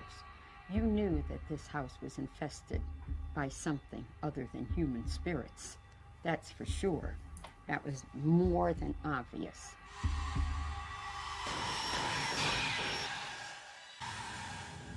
When the Lutz family claimed that their home in Amityville was possessed, a local TV station assembled a team of psychics and arranged to film their investigation of the house. They got parapsychologists, they brought in some other psychics, and it was arranged to go in there on the night of March 6th, 1976. I just love her. Soon after the Channel 5 news team and their reporter Marvin Scott arrived at the house, people began behaving unusually. Nothing happened to me, but things were happening to people around me. The way people were affected was just crazy. First thing that happened, our cameraman, Steve, got to the landing on the second floor, and all of a sudden he bent over, clutching his chest. He had stabbing chest pains. The overwhelming impression was very sad. I had the impression of a teenager who had done something that had changed his life entirely, and he had committed something horrendous. When we went up to the second floor, of course, the psychics could feel the remnants or the bad vibes. 6 people had been murdered violently there, you know, not 2 years before. There was a window above me, and I saw a face of a young girl looking out at me. Then I heard crying, weeping. So I said, look to the white light, walk towards it, and everybody you love is waiting for you. Lorraine, during the seance, said that she felt like there was some evil here that was from the bowels of the earth. It was not just the murdered spirits of the dead DeFeos. I could see bodies all lined up, all with white sheets over them. I got the impression of like hooded figures like monks right outside the door, closing the door well, looking in at me. I thought, uh-oh. I get to the top and I go into a room, and Marvin Scott said to me, "What is it? What is it?" I said to him, "I hope this is as close to hell as I'll ever get." So I took the holy water and I opened it and I said, get thee behind me, Satan. And I went like that. And you could hear like water on a hot stove go, and then everything in the house stopped. After the seance was over, we proceeded downstairs. At that point, Ed had his crucifix and he was leading Lorraine. He stopped at one point, almost as if he was like thrown back by a gust of wind. And he later described it as being assailed by, I think, a legion of demons. It's like the rush of water against my chest, holding you back so powerfully. Again, as a reporter, I have to tell you, I did not see anything, I did not feel anything, other than the reaction of Ed, Lorraine, the other psychics, and the other people around me. At 2 in the morning, I remember Marvin Scott turning to me and saying, "We don't have it."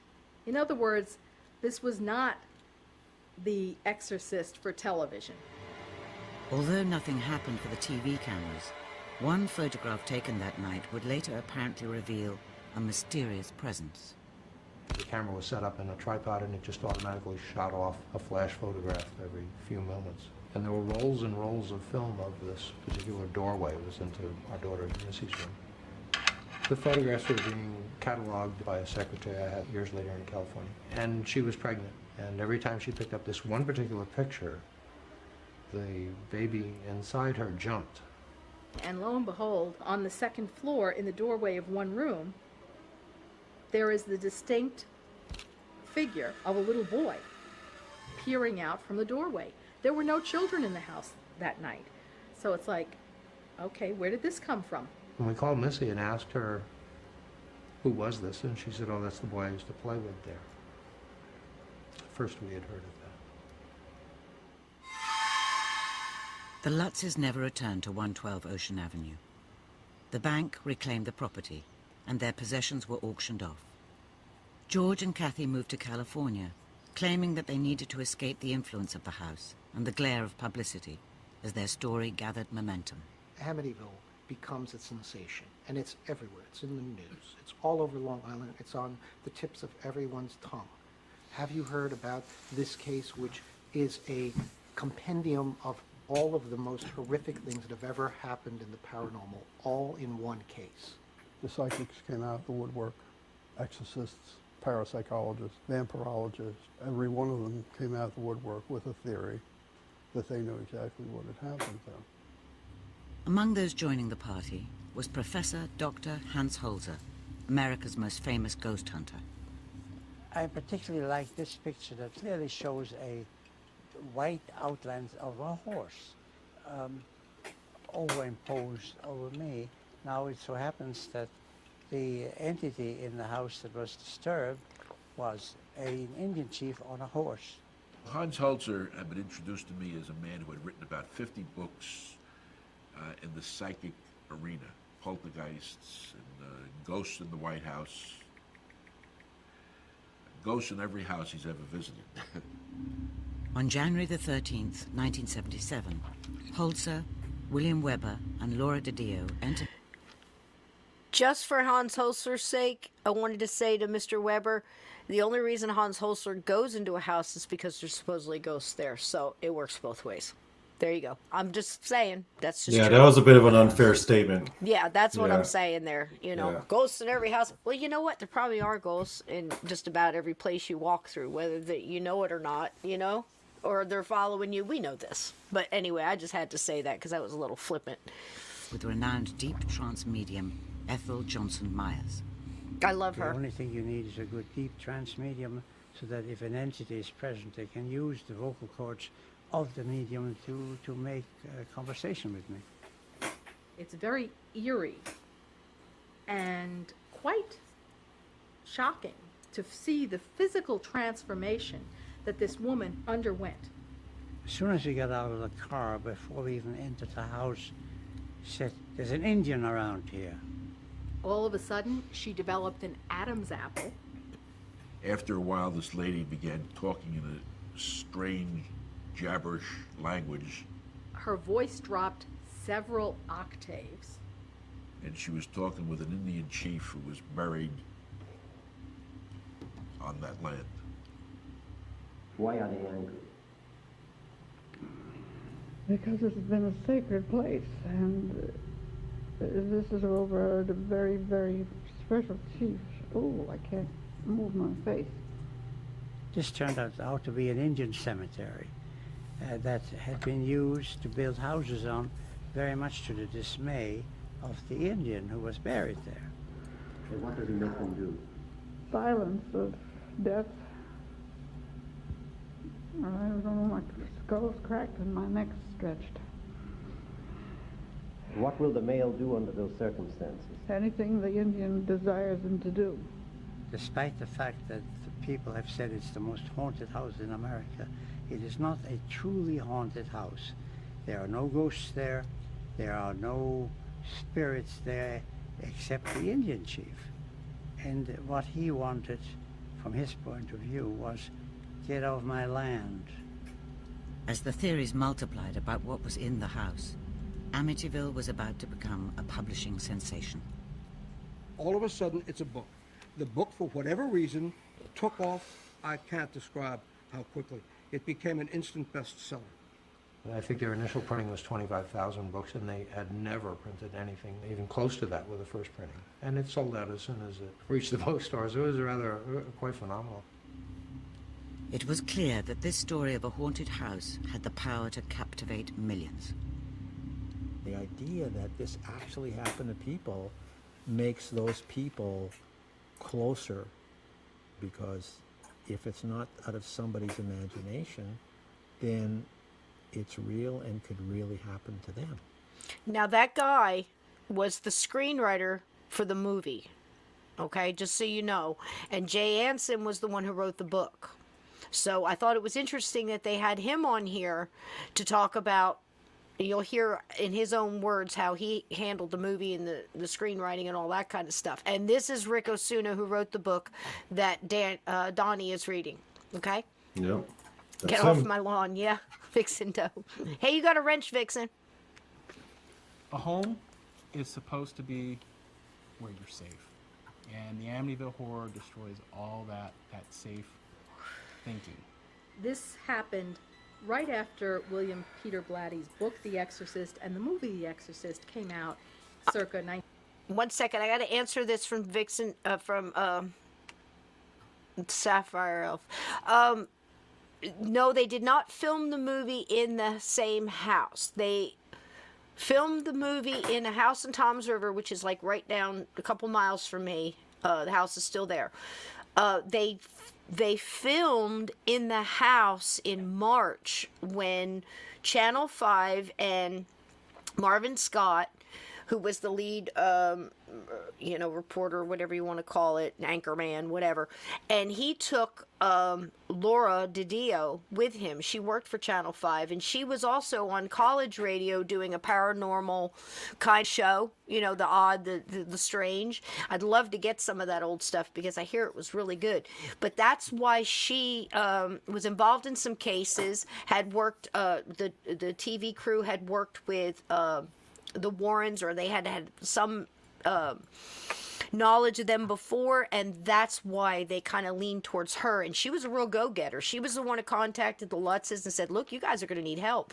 And something else I heard today that I'd never heard before in 50 years, George Lutz said that when they fled the house, they fled to safety.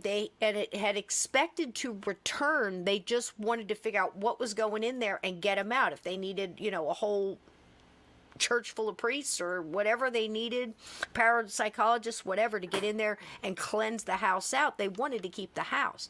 That just never happened to their satisfaction, and they did not go back.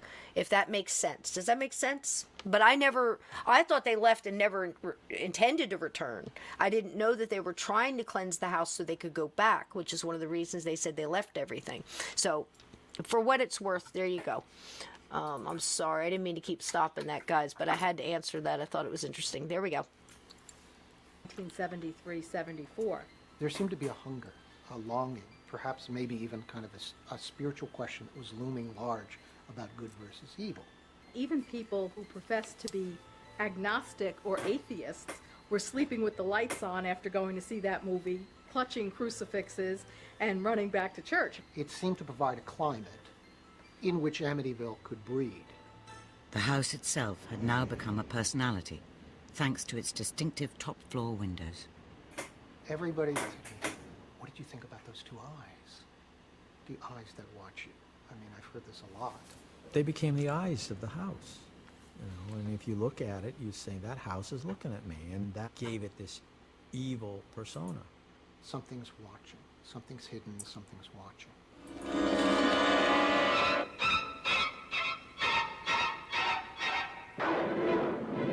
The next incarnation of the Lutz's story came when Amityville got the Hollywood treatment.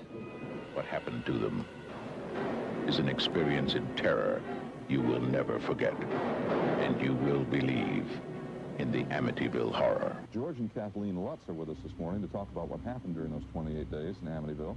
Lutzes, good morning to you both. The hype over Amityville increased as the Lutzes went on national television and told their story to an eager public. Within a week, Kathy's hand had been touched by something that we discussed and couldn't explain. It was just something unseen. We also had hordes of flies that would appear within 2 rooms, and no matter how many times we would kill them, they would reappear.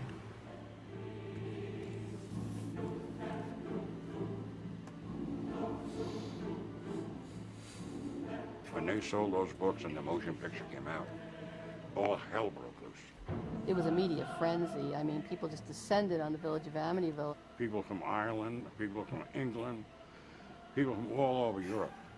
They were plagued not by ghosts inside or demons, but by tourists. In the rainstorms and thunderstorms, as many as 50 people staying there with their hands together, just looking at the house like it was a religion.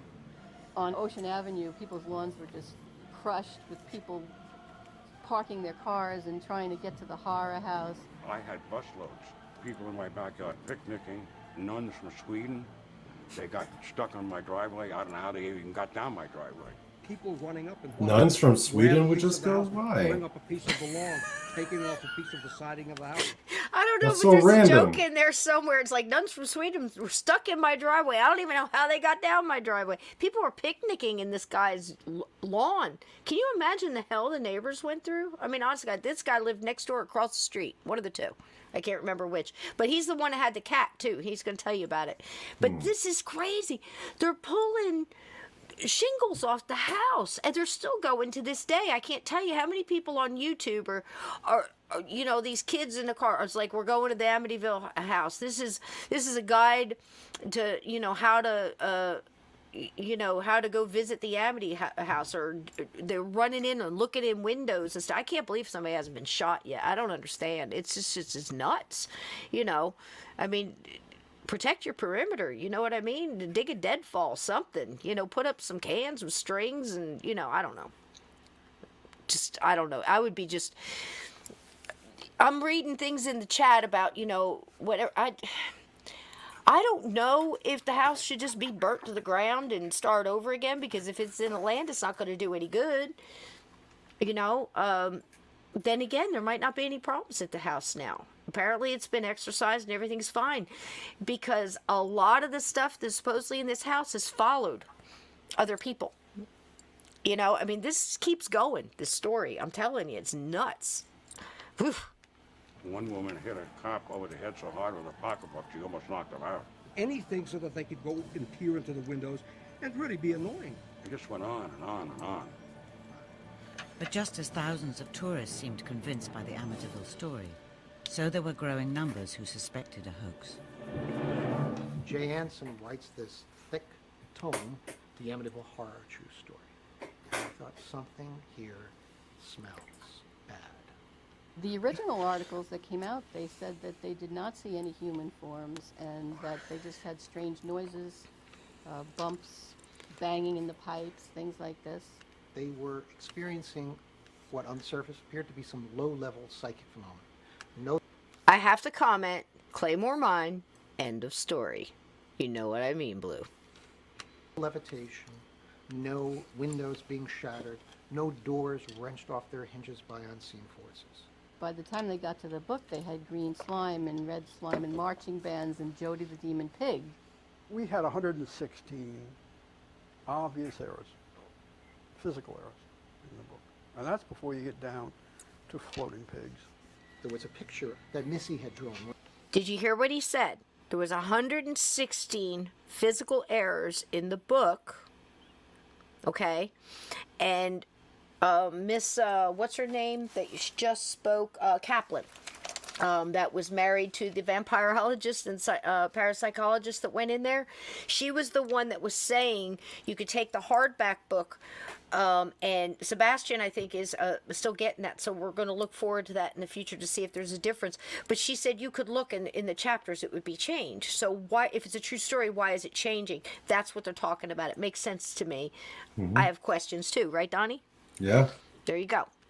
One of the Lush children of Jody, the demonic pig, that she said would often appear up on the second floor windowsill with its red eyes peering in.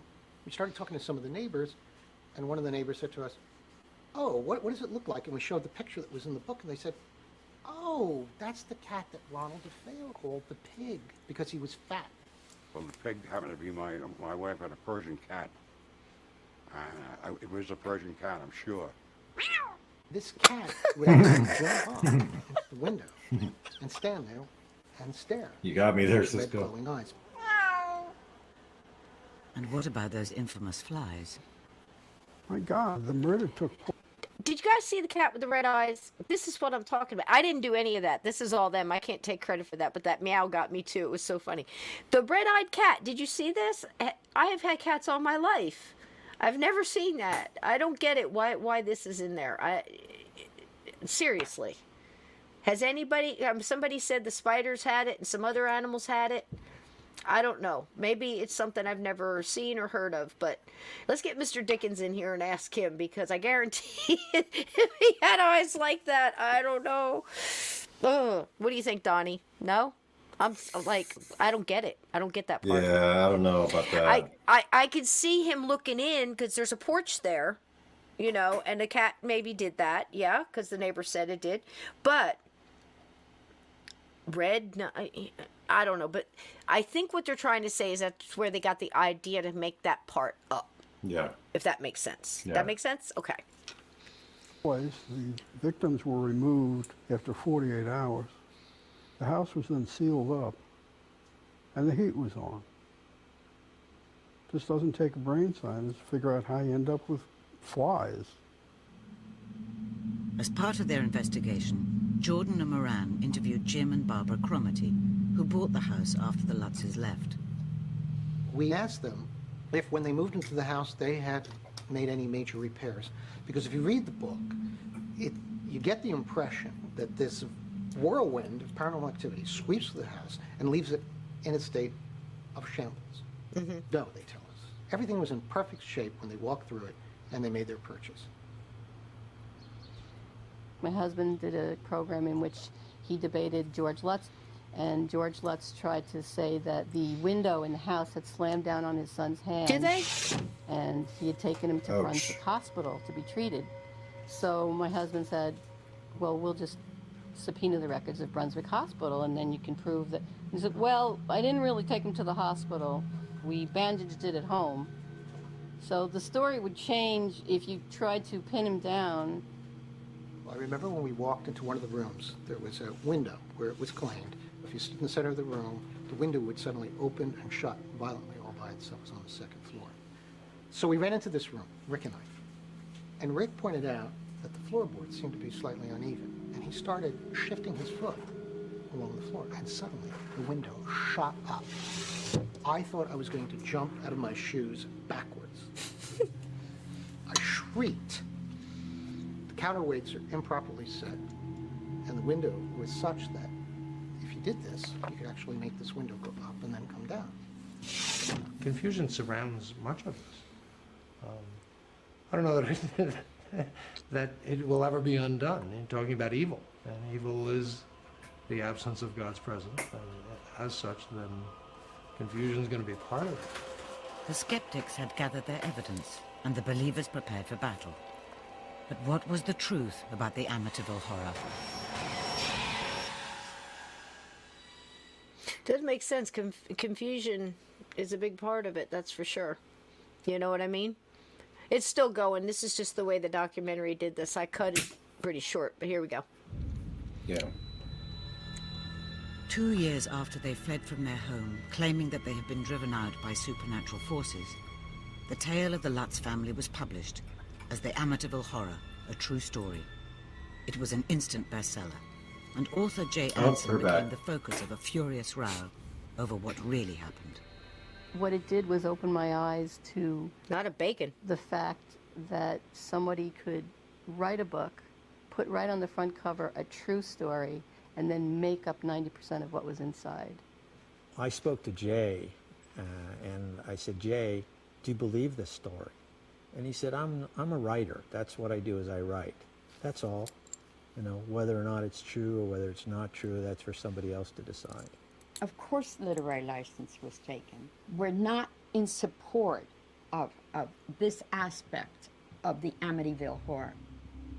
Peter Jordan and Rick Moran confronted Anson with their evidence that the book was not a true story, but a work of fiction. He said, you're one of those naysayers. You're a skeptic who likes to write non-ghost stories. I like to make money. Jay said to me, I'm a writer. My only interest is to write a best-selling book so that I can build a house in Majorca and never have to write again. And one day I predict, he said, that you are going to be sitting there broke, writing your little non-ghost stories, and I'm going to be in an island out in the Bahamas or somewhere with a truckload of cashmere sweaters. And I remember thinking it was the funniest thing, and I started cackling, and he said, what's so funny? And I said, that is the most ridiculous fantasy that any millionaire could ever have. And then after that, I was coming home from somewhere out in Long Island, had the radio on, and Jay Anson, author of The Amityville Horror, suffered a heart attack today, and I thought, oh, he never got to enjoy that truckload of cashmere sweaters. Although he never had time to enjoy it, Anson made millions from Amityville in comparison with the Lutzes, whose share was said to be only $250,000. However, George still stands by the author and the book. He had the most difficult of jobs, to explain something he didn't believe in or understand, and he managed a very, very accurate book compared to anything else that's ever been done since. But accuracy was not something that troubled the makers of the Amityville horror film. From the best-selling book that made millions believe in the unbelievable. The original movie took real license, with blood dripping down the walls and the flies attacking the priest the way they did. They could have just as easily have done the flies the way they really happened. I wasn't really concerned about whether or not it was a true story. It didn't matter to me. I had to create a reality of my own. I'm coming apart! Oh, Mother of God, I'm coming apart! I had for 25, 28 years, whatever it is, that's such a terrible problem with that first movie. And now it's like a documentary compared to what's been most recently done. George Lutz dislikes the recent film so much that he is suing its makers, MGM. This is the latest of many legal actions he has taken over the years in order to protect the facts of what he claims is the true story. And since Kathy Lutz's premature death earlier this year, he must now do this alone. She and I experienced this together, and we moved past it together. And we tried to explain it to the world, if you will, together. Her passing means I lost my partner of that experience.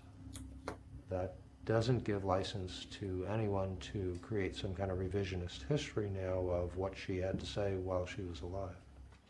But there are some who say that Kathy's death is the most recent example of the evil influence of the house in Amityville. One of the things that happened to her in the house is she looked into the mirror and she saw this old lady in the mirror. She died in Phoenix of a disease, of a respiratory disease that caused her to age about 30 years. So when she passed away, she really looked very old. It affected Ronald DeFeo one way. It affected the Lutzes another way. It was in 2004, and it was emphysema. Everybody that goes into that house.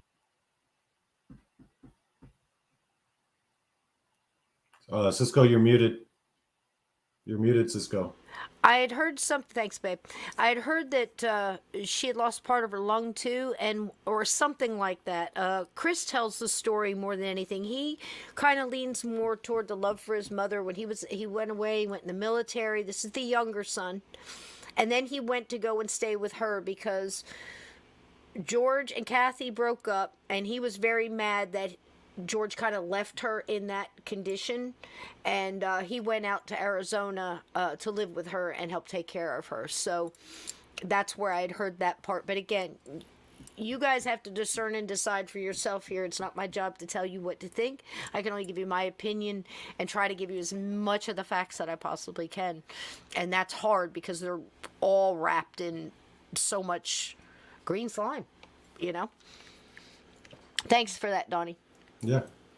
There have been a lot of other things that have happened during this case where unusual deaths, but, you know, it's got to be attributed to coincidence. Nothing else. People want to believe there's something supernatural. There's something beyond just us. There's a heaven. There's a hell. There are prayers that are answered. There are spirits. There are ghosts. We want to believe in that kind of phenomenon. We have a need to.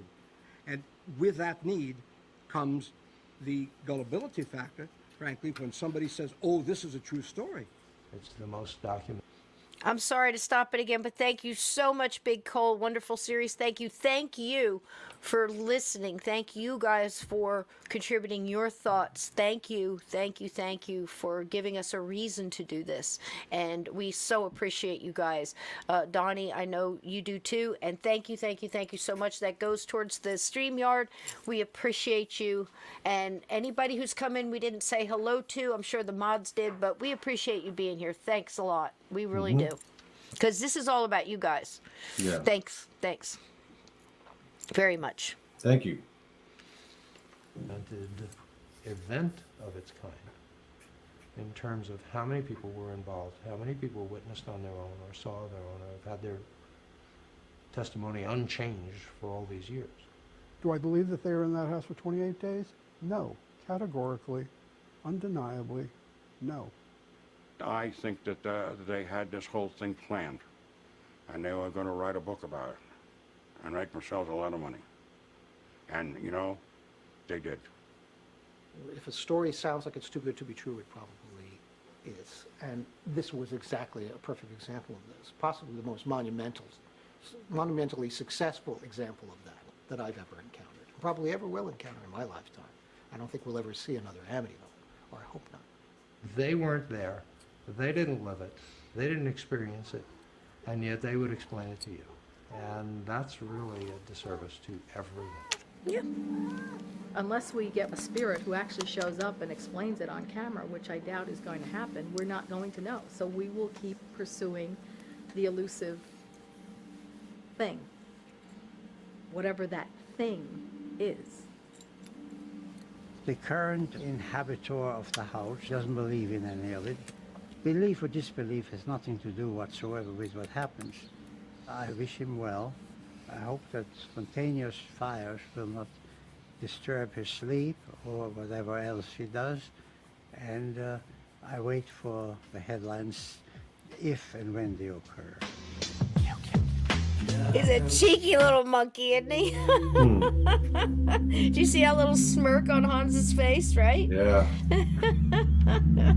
I think he had that, that persona, you know what I mean? I just like it. But anyway, there you go, guys. Mr. Dickens says hello. Oh, Say Big hello. Cole, that is really nice of you, man. Oh, Big Cole. Oh, thank you so much. God bless you. Mr. Dickens says thank you. Ooh, you're pixelated. There you go. That's a better shot. Say hi to everybody. Show them your eyes and tell them that my eyes don't glow red. Right? And nobody can call me a piggy because I'm a big deal. We're a big deal, and I'm spoiled rotten. I love you. Everybody says hi. Be kind to animals. Okay. Get down, man. You're going to get caught. I just have to add, Big Cole sometimes calls into Sean G's show, and I've heard him a few times, and I've always enjoyed listening to that guy speak. So yeah, thank well, you you're very welcome much, to come on here, Big Cole. Absolutely, and thank you so much. We so appreciate it. Thank you, honey, for that super sticker. And everybody's love, we appreciate everybody. Like I said, just thumbs up or sharing it or whatever you can do. Just being here and participating, giving your opinion, your ideas, your thoughts, your information. Absolutely. So we love you for that. Every gatekeeper in here loves you, and, you're one of us. So there you go. Mr. Mooch, yeah, and a little fur. He always leaves a little behind. Like that witch. Do you remember the witch in Bugs Bunny when she took off, all the hairpins would fly? It's like Mr. Dickens. He's got a little bit of hair going on. So what do you think about that, Donnie? That was the first time you saw that. And again, what we're trying to offer you is everybody's vantage point, good, bad, or indifferent. There's a couple people in there who said that there's no way they believe that they were there for 28 days. There's neighbors that said, of course they were. I mean, you go back and forth, back and forth. What you got to think about this case, in my opinion, and I did not know that Siamese cat's eyes glow red. See, we're learning something every time, Donnie. We all learn from each other. I did not know that. I've never owned a Siamese cat. Not full-blooded. I had one that I fostered, and that's the one that I had to lie to my own children to get another animal in the house because I said he was blind because his eyes. It's a true story. But he was part Siamese, and his eyes were like ice blue, so it almost looked like he was blind. So I actually lied to my own children and said the only reason I brought him home is because he was blind, and there's no way that I was going to let him go back to the pound. And we used to work. I would work. I was bartender and a manager at PetSmart. And my sons were working different restaurants, and we used to, ships passing in the night, so they'd come home late, and I'd be going to work, that kind of thing. And I got a call at work one night from my oldest son, Jess, who said, Mom, I think this cat can see. And I said, it's a miracle! True story, I swear to God. We kept the cat. His name was Silver Bullet. And they wound up being called Bust a Cat, but I had boys, so there you go. Donnie, what do you think about all that? Well, I thought it did a good job at showing different angles of that story. It didn't show all the angles. It didn't give all the details, but it did present both cases and both sides very well, I thought. At the beginning with the Warrens, as you listen to them, you start to think maybe there is activity here. Maybe there's some kind of psychic phenomena that is taking place. You listen to what George Lutz has to say, the way he says it, and then you start finding out some things to make you question it. So I think it's really left up to the viewer to decide, isn't it? Yeah.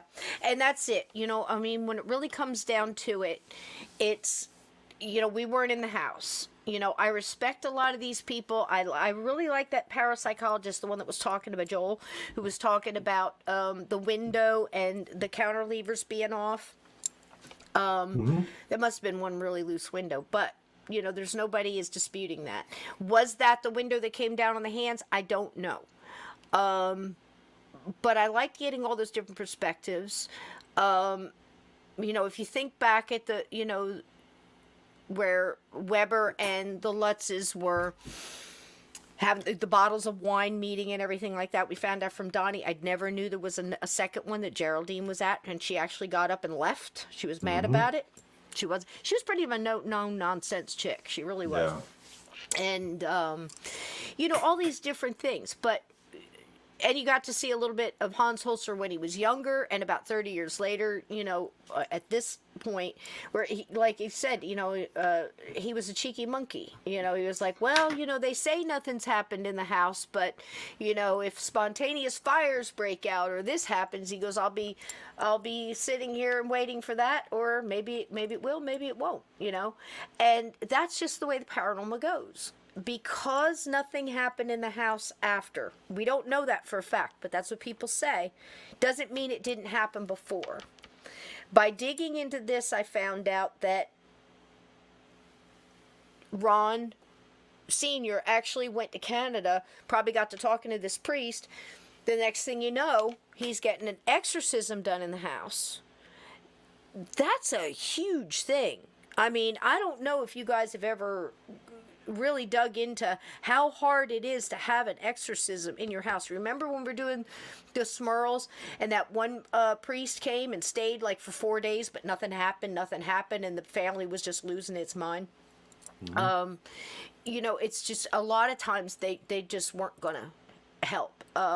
If you listen to Father Malachi Martin, which got really big because he was on Art Bell a lot, and he's written a lot of books and, you know, and things, you know, he would tell you the same thing. It was so hard to get permission to do an exorcism on a person, let alone an exorcism in a house. And then last night we talked about how I believe, in my opinion, based on people that are smarter than I am, that do know about this stuff, I don't know if a house can be possessed. I think a person can. I think animals can, temporarily, be used to take over as a jump in to get to the next spot. I think that's possible. I really do. We've heard a lot of stories that dealt with this kind of thing Bible. With cats, and yes, very good. Absolutely. So when you take all that in perspective, could the things that they say, whoever they are, happen in this house? Could they actually happen? If you take each thing at you know, apart and look at it, can it happen? Can this green slime or the green jelly chunks be possible? Could be good old-fashioned ectoplasm. It could be something that it was being materialized like this telepathic hypnosis. The one guy, Joel, said, who is a parapsychologist, who said that, you know, was the house in shambles? No, it wasn't. Was all of that, if the Lutz really did see the banister explode and this happened, it was all that one great big crescendo buildup of all the energy that they had been collecting, whatever that is, so it could, you know, put on one really big show? Was it trying to get him to kill his family, like possibly happened with the family? I don't know.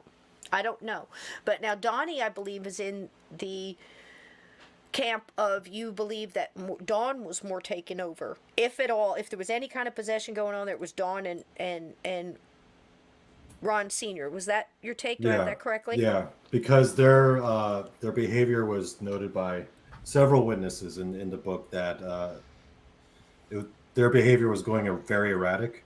Okay. And Dawn had written that song about wanting to kill her family. Yes. She would pull out a gun and pull the trigger, More with an cupcakes, empty guys. gun, Sorry, and Donnie. prank people, get them to think that she was going to shoot them in the head.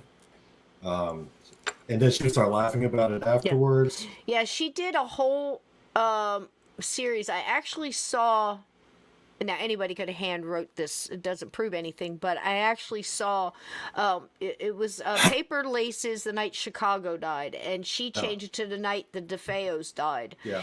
And it had all this stuff like when I call my gang to war, blah blah blah, and Geraldine will ask, well, who's guys? Are you talking about Bobby? Are you talking about this one? Are you talking about this? So Dawn was actually talking about this quite a while up until, and I think it was the point where she tried to do that fake kidnapping to get that $5,000 from her grandfather so she could go to Florida, and it failed. And then she was just really losing it. But was her decline because of drugs? Which was not a question. Yeah. She was definitely doing lots of that. I don't know what, I know it was pot, but pot just makes you go to sleep. I also heard Valium. Yep. I did hear Valium, Meth. and I do believe cocaine. Yeah, and smoking meth or smoking something like that. So, again, alcohol and drugs and abuse and, hate and just a volatile situation like that could explain a lot of that behavior. However, she was not quiet about it. As soon as her boyfriend left and went to Florida and she got into that fight with her dad and was chasing her dad around with a knife, that was pretty much it. Everything went after that. And, we'll never really know if that was an influence from evil or what, but I can tell you this, and anybody that's been in the paranormal for a while and really studied it, tell me if I'm wrong, guys, but again, when you have abuse, especially of a child, when an innocent is abused, it draws negative entities, whether it was human or has never been human and is ancient, or elementals and things like that. Not all elementals are bad. There's good and bad in everything, pretty much. But when it's a negative entity, it's drawn to that negative energy. It is not fair that a child would go through an abusive relationship and then on top of it get this. But I don't think it has to do with that kind of thing. I think it has to do with energy, if that makes sense. And it's one of the most sickening things I've learned in the paranormal supernatural world, that happens. It happens. And like I said, and I agree with Alexander Holzer, is that kind of energy being dispelled into that house. I would be shocked if something wasn't going on. And you just can't have that kind.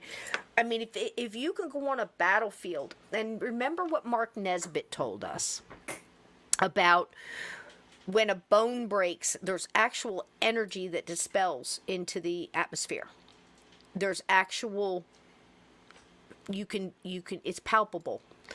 And you have that in a battlefield, and all that death and injury and suffering and fear and everything else, and it draws. Remember Steve telling us about old Green Eyes in Chickamauga, that the actual soldiers during the battle actually saw this entity going over the wounded, and it's still seen to this day.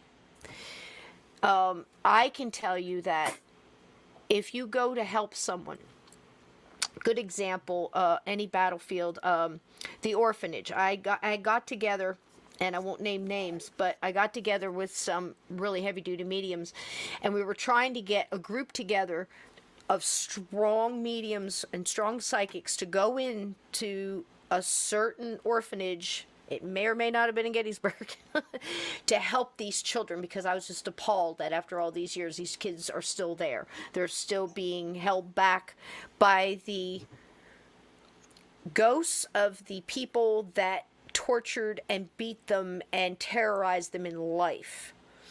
And they are so strong as a team, they'll actually hold back the children from getting help. So I said, we need some strong people to go in there and bind them and hold them back so we can get them out and then get rid of them. And we were about to do it, and friends of mine went in and actually did something similar and got several of them out.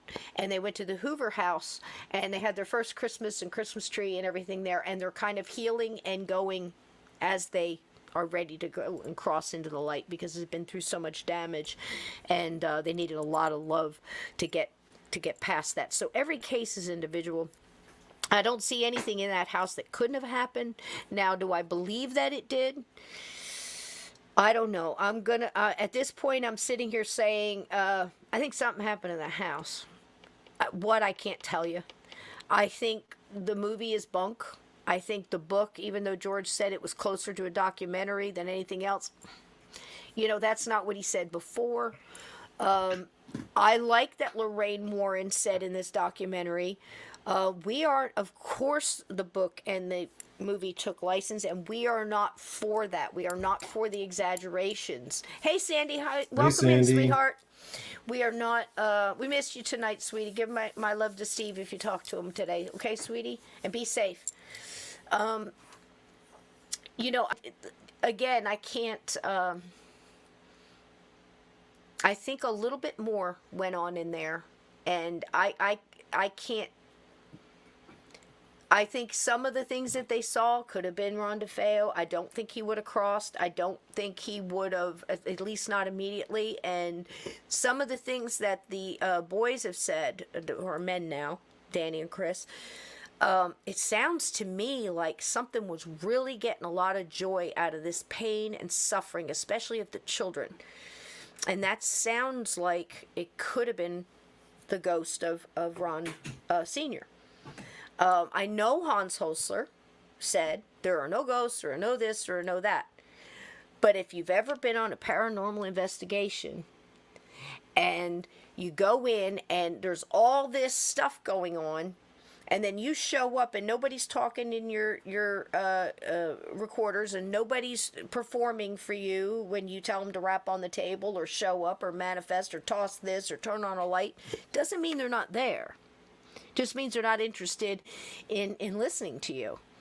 And I have been in some places where I'm sitting there with very smart people, and I know darn good and well there's at least 5 or 6 down there that just don't want to participate. And they're talking to one, and that's all they think they have. So none of this is in concrete, really. Is that a good way to say that, Donny? It's like you got to give a little wiggle room here in some of this stuff, Yeah. So I have one more, and I thought real quick. Go ahead. I just wanted to point out Sandy's comment. Yes, I didn't see. I'm sorry. They're on St. Helen. We're traveling together this week. See everyone live tomorrow afternoon on 13 Past Midnight. On 13 Past Midnight. Yeah. Great. So they're 13 Past Midnight. Sandy and Steve are doing a show tomorrow afternoon, so be there or be square. There you go on 13 Past Midnight. Thank you. Thank you for that update. Give Mulder a hug for me. Okay, so that's where we are with that. That is the documentary. I thought it was fair. Mm-hmm. Again, I personally, my anchor in all this, I will say it again, has been Laura DiDio. She was there. She was 20 years old. She had a little bit of information when she went into it, and she stuck with it all the way through for all these decades.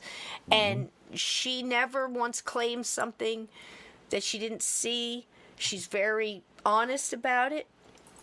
I like her, and I think Joel and also was it Scott Martin? The other guy, and a couple others. So again, their stories never changed. They would tell you when it was an opinion. They would tell you when it was fact. Thank you, Sasha Bell, for dropping 13's link there. I appreciate that, sweetheart.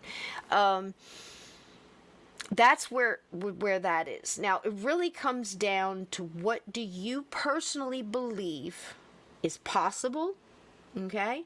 And what you personally believe as far as this family. Do you like the gentleman said, he doesn't believe that they were there for 28 days.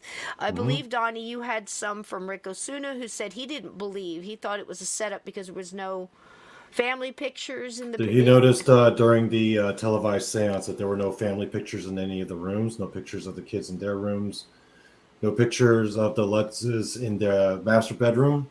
He noticed all the liquor bottles were unopened.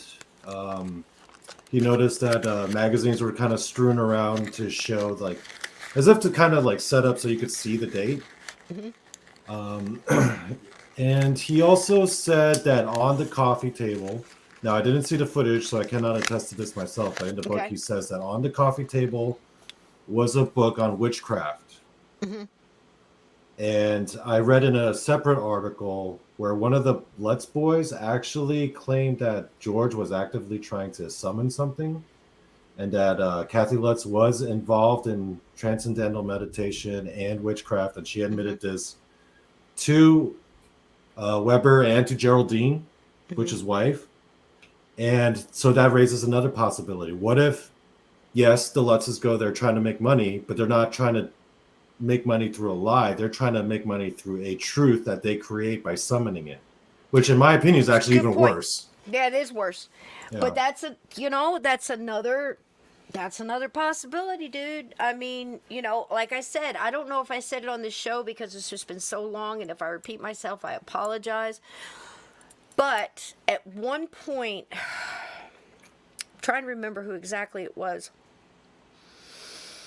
I think it was on the Shattered Hopes show where, no, it wasn't. It was during the Butch interview from prison that Ryan did.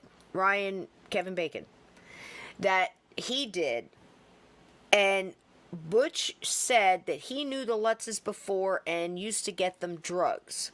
Now, someone asked Laura DiDio about this, and again, she was from Long Island, and so was Joel Martin. They both said that they did not believe that that was true, because pretty much anything out of Butch's mouth was a lie. If you got a little piece of truth in there somewhere, you had to be picking it out.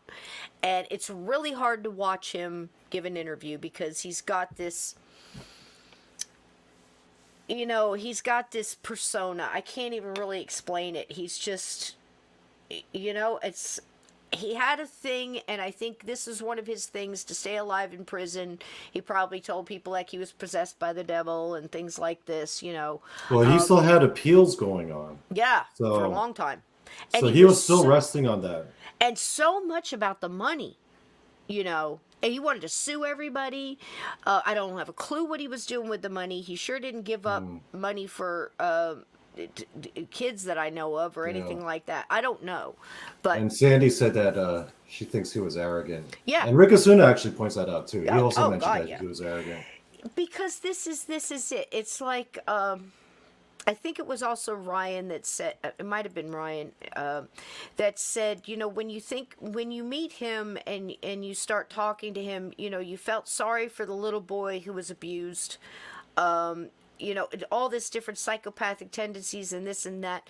Look, if he had been abused since he was a child, he was a survivor. And usually abused children that survive go off to abuse other people that are weaker than them, fear tactics and stuff like that. The people in his neighborhood, the guy who owned the bar, his neighbors, everything else said he was a bully, a gambler, and a drug addict. And a womanizer. Yeah. And when you get to that point, having dealt with people that were addicted, they lie like nobody's business. I've heard some of the best lies ever, and so sincere, and you gotta believe me, and this and that, and everything else. And it's almost like they know you're not but they're going deeper, and they're getting it. This is what he's like. Again, 90% of the people that we're talking about that were involved in this case are gone. Lutz is gone. As far as, the parents. Everybody in the DeFeo's gone. That family, I wouldn't say their bloodline's wiped out, but darn close. I mean, at least in that family, horrible thing. One of the things that Butch used to say in prison, that other people that I found out about was like, they'd ask him like, hey, well, you got any family here? And he's like, not anymore. I mean, he was very flippant about it. You know, it's a shame it happened, but it happened. You know, I mean, I don't know how you deal with something like that unless he knows he didn't do all of it. And I'm still in that thing where I think it's very possible that Dawn had something to do with it, and then he shot her. You know, and that's with the evidence, again, in a shoddy, investigation. It could have been, handled much better, but that's not the first time we've heard that. Look at the McDonald case. Look at any other case you go back in, But I don't know, Donnie. What do you think? I've got one more. It's about 8 minutes here, and I thought, I think he did have help, and I think there's some evidence there. And again, if you want to see more of that, I cannot stress enough that Shattered Hopes is pretty darn good. But then again, you're going to pull up other people who say that they've pulled stuff on these guys, and these guys are charlatans. It goes back and forth and back and forth. And somewhere you just got to stop the swing and go, stop it. This is something I care about, and it's, children abused and people lost lives, and if there was some kind of evil entity, just say, and again, I'd be shocked if there wasn't, honestly. If it wanted to destroy a family, it got it. If it wanted to destroy souls, it got it. It was a buffet from beginning to end. And if it wanted to create a shitstorm in the media, it got that too. Yeah. Because it's still going. Now, both boys, and you could talk to him and ask him yourself, Donnie, because we're going to see him here soon. And it's Sunday, by the way, he's giving his seminar. I think it's 11 to 11:45 or something. We're going to go meet this guy. Yeah, Christopher Quarantino. He is disgusted by the way it's handled. They both have a different view, but they both agree on the fact that George was into the occult. Now, that's a broad brush. I think it was transcendental meditation. The oldest one says that he was basically summoning demons. The other one said that it was more, they were delving into stuff they shouldn't have been in. But I will get his actual words and bring them back to you. And you can see him if you just look up Christopher Quarantino. You can hear him in his own words. There's multiple interviews online. And Danny as well. There's less of him, but he has that whole documentary, My Amityville Horror. And Laura DiDio is in that, and so is Joel. And it's the most recent one. I think it was 2005. Maybe I could be wrong. Maybe 15. And I think it was 5, though. And Christopher Quarantino actually said, I'm trying to remember what interview it was and who it was with. I can't remember. He said that he was offered to be a part of that. And he turned it down. And the big thing he is mostly disgusted about is that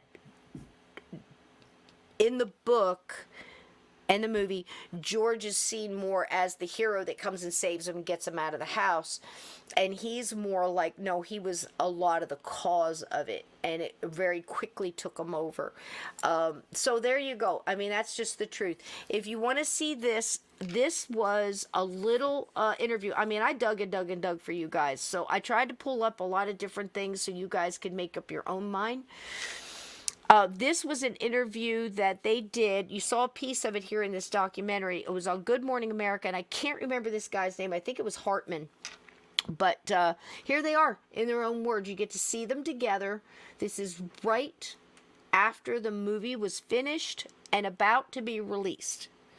And James Brolin is in it as well. It's kind of goofy, but at least you get to hear them in their own words, and I thought you guys you should see it. So here you go. 13 minutes of right now. Back in November 1975, 6 people were killed in an awful mass murder. I know it's got to be awful, in a small town on Long Island. The town is called Amityville. The murders took place in this house. 1 year later, George and Kathleen Lutz bought the house, and they moved into it with their 3 children. After living there for 28 days, they were convinced the house was possessed by some kind of evil force, and they left their belongings and they fled, and they were really terrified. The events that supposedly took place there during those 28 days have been put down in a best-selling book. It's called The Amityville Horror, and there is now a movie out, or about to come out, of the book. George and Kathleen Lutz are with us this morning to talk about what happened during those 28 days in Amityville. And James Brolin, super young man, actor. Thank you. Yes, what's a pleasure. Good to see you again, Jim. He plays George Lutz in the movie, and Jim is with us this morning, and it's great seeing you again. Great seeing you again. Lutzes, good morning to you both. Good morning. All right, first of all, the book and the movie depict all these kind of weird, strange things that happened in the house during those 28 days when you were there. What kind of things, George, happened physically? What were some of the things that happened that scared you? Well, at first, just moving into the house was fine. It's a lovely house. Yeah. And we enjoyed moving in. Within a week, Kathy's hand had been touched by something that we discussed and couldn't explain. It was just something unseen. Within... I mean, this is in the daylight, or was it? Yes, It was during the day. Right. Okay. We also had hordes of flies that would appear within 2 rooms, and no matter how many times we would kill them, they would reappear. All right, now flies can be a real problem in this part of the country in the summer, in any house, you know. But if you have 2 or 3 or 4 within 1 room, that could be commonplace. And it But was when the you're winter. talking over 100, Oh, this was the winter. yes, And you're talking about how many? over 100 flies Over 100 at flies. one time, and then you'd go around and kill them. They'd be lying on the floor. You'd come back an hour later, and they would be there, more of them. Okay. There's something about green slime. What was that? On the wall in the movie, there's green slime comes out of the walls? Right? George, did that happen? As the movie did it, not exactly, no. Yeah. It was more of a gelatin kind of substance that we thought the children had somehow mixed something up and spilled it around the house. The next time it happened, the kids were at school, and there was just no way to explain how it got there. Did you all call, a contractor or a carpenter or anybody to come and look and try to... We had several repairmen come in. Telephone repairman came 3 times because each time we would try and communicate with the priests, we would run into faulty connections. We had extreme fluctuations in the heat, between 40 and 50 degree fluctuations. 3 times the serviceman came in. One time he was there, he heard the furnace functioning, and yet there was no heat within the house. The temperature was at 40, and yet thermostat read 80. Okay, no, but you had somebody inspect the entire heating system. Goodness knows those of us who live in the north know what can happen with heating systems in a house, especially old houses. George, there was also something about black in the toilets, the water black and making the ceramic, the bowls or whatever The black. china itself, it wasn't in the water. The china itself turned black, and at first it was one bathroom and then another and then another, so that by the time the investigators got there, a number of them was still black. It was still that way. There was never any reasonable explanation. Did you have a plumber come in? I mean, when you first spotted No, it, it wasn't a problem with the water. The water was clean. It was normal. But did you invite any contractor, somebody like that, just to come say, hey, what's wrong with the toilets? No, because You didn't, yeah. one of the things we found was the keyholes would ooze a black substance, which was of the same nature and appearance as that which was on the porcelain in the toilets.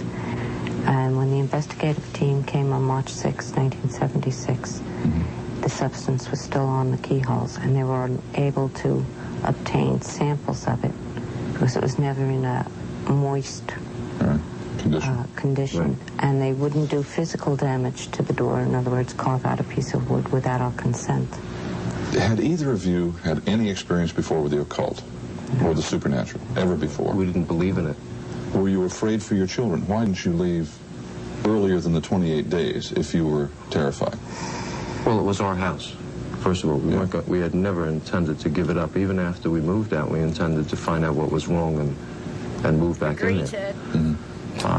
That's why the investigation was held, and people from different psychic research groups that at least we could check their credentials were called in and asked to come in. We've been asked many times why we stayed so long. It's very hard to remember the exact emotions or the moments why you would make a decision or why not. But you finally did make it. Well, by the time we left, we had lost a considerable amount of weight. Kathy was passing out quite regularly. I had lost over 26 pounds. And we were just reacting from one happening to another. We weren't really... So you were generally shook We weren't up. thinking, yes, as we normally would. Jim, you played George in the movie, and you did research this and worked on it and so forth. You smiled. Do you believe them? Do I? Yeah, when I'm sitting here with them, yes, I do. And I've watched George, and I've watched, you know, you've been an actor, David, and you kind of know how to watch for telltale signs when you're doing research and watching to people, and we also, well, you get an insight. And I can't say that looking over the story, I believe the book as it's presented totally. But sitting with these people, it's hard to deny a lot of the facts, too. Were you George frightened? gave up a lot of money. Yeah. Were you More than frightened I think that he would make on the book. Yeah. You know what I mean? Yeah. Why would you keep up working on this if it was terrifying and not a pleasant experience? Why don't you just leave it behind you and forget it and move on to other things? Things of this nature happen quite frequently. And when they happen to families, no, not to us. Yeah. This was something we learned from the investigators and the psychics that came in. And when it happens to a family, usually they close the door and they don't talk about it. Yeah. And unless these things are talked about, they'll never be understood. We went out when the movie was being filmed, Jim. We went out to the house and talked to the couple who live in the house, or did a year ago. And they said they'd had no problems whatsoever. Everything was just fine. And they implied that this is all a big hoax. Well, one of the things we're very happy with is 4 weeks ago, both of us were subjects of a polygraph test. Right. It was given by Chris Gugas and Michael Rice. And we both passed with flying colors. We were tested separately on it. Is the movie fun? Well, the movie's very effective, I think. And I'll tell you, when I was sent this script, and, you know, we're all at the mercy of scripts in this business, I read it. I was working on another picture, and I didn't have much time, and I read it quickly, and they wanted an answer. And I just thought, this is going to make a terrific movie. And when I called, I said, let's get involved. And the agency said, why don't you pick up the book tomorrow? And I said, oh, yeah, there's a book. And then the next day I found out it was a true story. I wasn't aware of it. And so my involvement from the beginning was really sort of naive. And I just took it as something that was going to be a wonderful movie, and it is. I didn't realize what I was getting into. George and Kathy Lutz, thanks for joining us today. Thank you very much. Good Lutz, living in Southern California. Weather's better out there. Yeah. Jim, good seeing you again. Good seeing you, David. Thanks. Thank you. We'll be back after these words from General Foods Kool-Aid.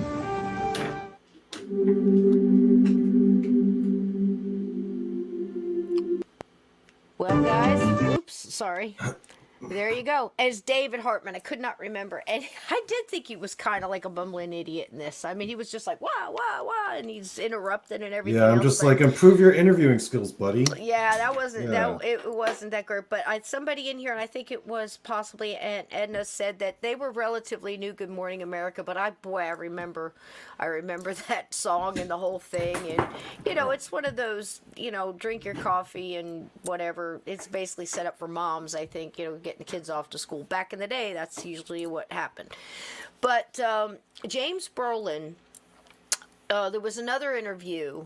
I listened to 2 or 3 of them, and he said that they really pestered him on the set to emphasize things happened on the set, basically to make up stories, or, you know, if somebody fell off a ladder, you know, talk about that when the reporters come. They wanted that hype.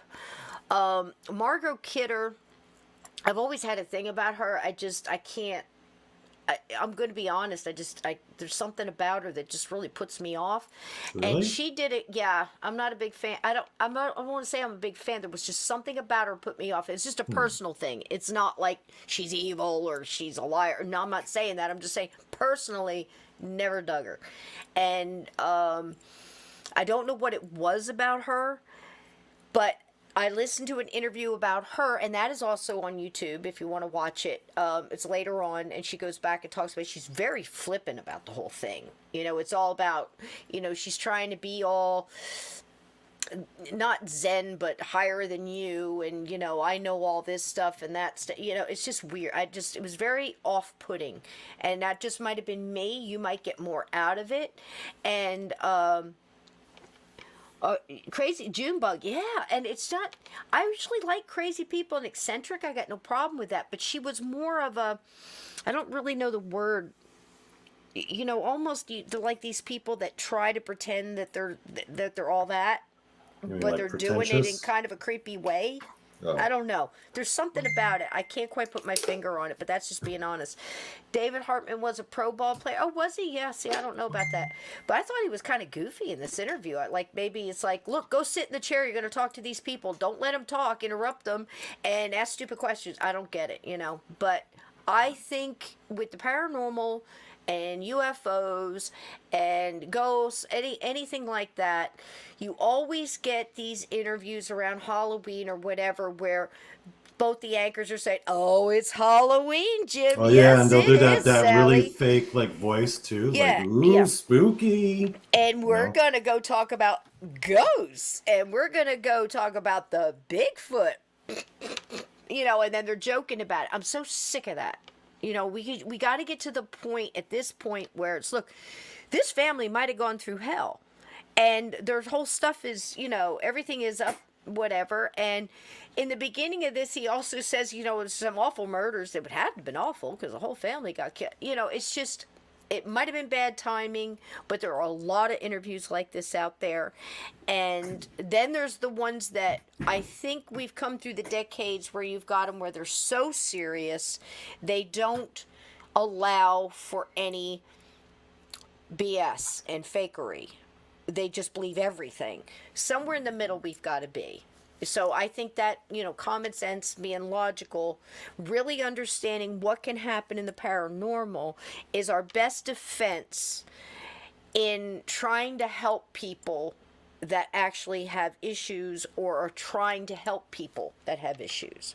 That's where it stands, because I think we need to get to the point, just like with Bigfoot and everything else, where people can come and say, look, I've got a ghost in my house. I don't know what to do, and I don't understand it.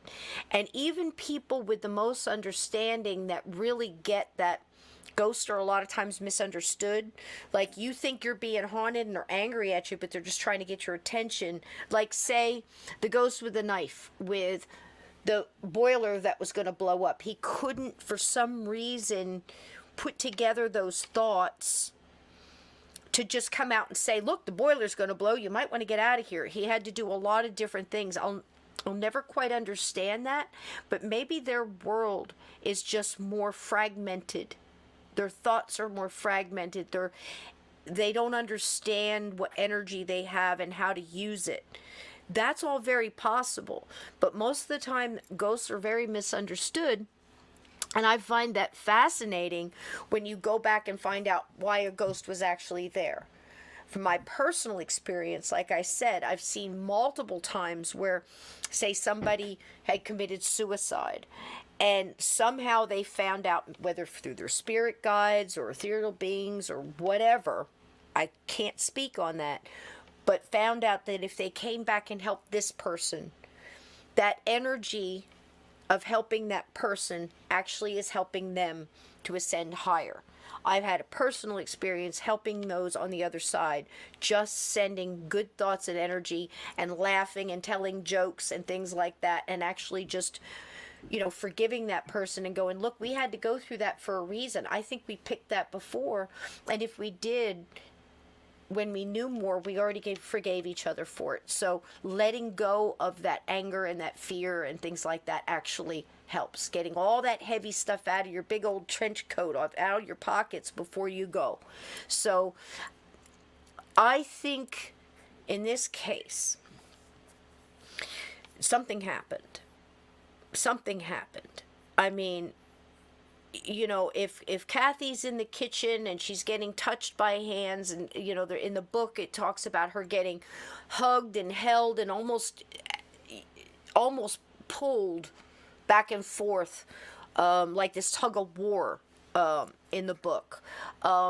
You've got the priest who went in, and many people back and forth have said, you know, he said it wasn't true in court, and he came back later. You know, I believe Laura DiDio on this, that she sat with him and he told him. Not only did that happen, not only did he get sick, not only did it last for weeks, but every time he tried to call, he couldn't get through.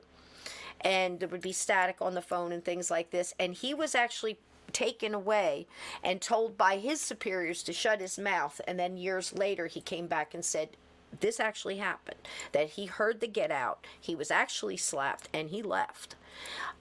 She had Kathy's aunt was a nun. She came to visit and had to leave right away. She got very ill. So I don't understand all of this. You know, yes, could it be made up from the beginning to the end? You bet it could. But you have too many people that went in there afterwards in this, that night in March, where you saw all the black and white pictures of them being in there when they got the picture of the kid, whatever that might have been. People have tried to debunk that and said it's some kid, a guy wearing glasses. You can see the frames, and then other people said, no, it looks just like this other, you know, one of the boys that died. And, you know, back and forth. You're always going to get this back and forth. But it doesn't mean that, even if it was a hoax from beginning to end, it doesn't mean that it hasn't happened to other families. It doesn't mean that it can't happen. And like Michael said in the very beginning, there was a lot of credibility lost to the paranormal because of this. But was it? Or is it the way the paranormal thinks about this? Did they take the time? Did they look into it? Did they give it any credibility whatsoever to look into the possibilities? Did they listen to 10 people for it, 10 people against it, and then try to come up with a thing in the middle? I don't know. Donnie, where are you on this so far? Well, I think the Lutzes were definitely in it for the cash grab with the book deal. I think they were And what planning did it they from make? the beginning. 250. 250. And a lot of that was Yeah. lawsuits back and forth. Yeah. Yeah. I do believe that they were practicing witchcraft, and they were probably doing something that they weren't supposed to be doing. I think in practicing witchcraft to try to make it more legit, I think that's why they brought in the Warrens, because I think they wanted the Warrens to experience what they had summoned. That's just my, I guess, theory. Are you aware that they were not the ones who asked the Warrens to come? No. It was Laura. It was Laura. But Laura they asked, but then they asked the Kaplans to come, right? That was the first person they contacted, because they were just Yeah. trying to contact. Usually when stuff like this happened in the 60s, 70s, the first go-to would be to call the local universities to see if you had a parapsychology department. God, we're baking a lot of cupcakes tonight. This is amazing, right? Blue wrenches. You know, like, what did you say, Ted? You could, or was that Sebastian? I can't remember who said it, but you dodge a ball, but you can't dodge a wrench. That's funny as hell. But, you would call the university to see if they had a department, such as in, like, say, Poltergeist. That's what they did. You start calling colleges to see if you have a science department, and they come down and do the kind of thing. But Laura was the one who made the contacts. The first call she made was Hans Holzer, and the second call, and he was unavailable, and in honesty, she said he asked for some money, was more than she had, and because they had like an expense account or whatever, and called the Warrens. Hey, it's Brian Bowden. They come right away. Hey, Brian, how you doing, sweetie? And they just wanted gas and tolls, and she said that they were very sweet. Yeah. But you heard her words. She said that she was there, and she only saw things happening to people. She said the cameramen who were, some of them had actually been in, think about it, you're just coming out of Vietnam War and all that, so they were in combat, photographers and stuff, and they were frightened. But adrenaline and expectation and stuff can really cause a lot. But one of them actually collapsed on the stairs, was having stabbing chest pains, and they had to get him out of there. Some other things were happening. That one psychic, she quit. She was done. after this. Yeah. And she left, and she went to another state. And she was done with it. And that was one of the rare interviews she gave after that you got to see tonight. So there you go. Keep going, Donnie. I'm sorry. But and again, it goes into the question of, was that psychic experiencing those sensations because of what the Lutzes had summoned forth through their witchcraft, or through what was already there in the beginning before the DeFeos were even murdered? I think in my gut, my instinct tells me that the fact that the Lutzes were involved in witchcraft or some kind of occult practice, and the priest in Ontario that had contact with Ron DeFeo, I think those two things had more to do with the story than most people would give him credit for. Mm-hmm. That's what my gut tells me. I agree with that. I agree. And like I said, both kids say that they were definitely into something. They kept saying it was transcendental meditation. Now, that was a big thing. You know who brought that? And it's funny you're here for this, right? The Beatles. When they went over and they had all that stuff, they came back with all the Nehru jackets and all the and all that stuff. It was a big deal. Wait, they went to India for that, right? Yeah. It was a big thing, and that's something they were saying. It was transcendental meditation that he was teaching her. He also taught the kids, because he was into martial arts, and he also set the kids up in martial arts. And that was Chris and Danny both said that that's when they really started kicking the shit out of each other, and the fights got worse because they started learning stuff, you know. But I would say on Kathy and George, probably the most honest interviews and information you're going to get is probably from the boys. I mean, again, I wasn't there. I would say listen to them. I will say it again. Danny's extremely intense. He's got this look in his eyes, you know, I mean, when he talks. Great guitar player. I mean, he really is. I was so proud. I just smiled from ear to ear when I saw him playing that guitar, because I was like, oh, thank God he found peace, because that really brings you peace. You know, I'm a guitar player myself, and there's just something that happens, you know, when you can have that music running, you know, kind of through you, and it creates that kind of creative healing. And I was so glad to see that he had something like that. But he's very pissed. I can't find another way to put it. He's not angry. He's pissed. And I think Chris is too. So there's a lot of things in here, and I think for the kids, we owed this. We also, I think, I felt like I wanted to do the DeFeo children, the poor people, the innocent people that were hurt in this and had been exploited for, you know, almost 50 years, especially in these movies, that are just horrific and ignorant and just blood and gore. And it's like the purge of the paranormal, you know, if anybody's ever seen that crap. I'm not into it. I'm not into the horror. I know some people are, and I'm not saying you shouldn't be. Me personally, I like a good ghost movie that has some truth to it, you know, and not every ghost movie that comes out I'm going to like, because I've been in this a long time, and I can look at it and go, that's not going to happen, that's going to hurt us. And I kind of feel like Jim Mars when, you know, Stephen King did 11/22/63, and he said, we spent decades trying to prove, you know, and saying that Oswald didn't do it, and finally getting people to look at things that actually did happen, and wham! Now with this new influx of with this new movie that James Franco, and actually it was really good, but I saw it. Yeah, he said that, you know, that's what young people are going to remember, because they're so visual. That's why memes work. That's why these things work. That's why commercials and pictures work, because it's implanted in your mind and you forever remember that visual. So tonight and last night and the week before that, the day before that, these 4 episodes, I hope that we've given you some things to think about and given you some facts to look at, and a different way of seeing this whole thing. And I gotta tell you, man, when I went in this, I was thinking, I was so mad, because I said, I think this was a hoax. I think that it's possible that they planned it by getting the house or whatever. But even if they did, did something happen in the house before they ever got in there? Did something happen in the DeFeo house? Why did they have it exorcised? Why did Ron Sr. say that he had a devil on his back? Why did the beatings and everything else escalate? Why did everybody start spiraling? Was it just a house full of abuse, or was there something more? And we know in the paranormal, again, I'll say it, when there's that kind of abuse, there's a negative entity waiting to pounce on it. You know, And who was that priest really? Like, who the hell was that guy? Like, what was his actual deal? You know, because he wasn't doing what he was supposed to be doing as a priest. That much was clear. Honey, I don't know. I can't speak for him, but I can say this: that if you're putting a lot of money in the basket, they're going to show up for dinner.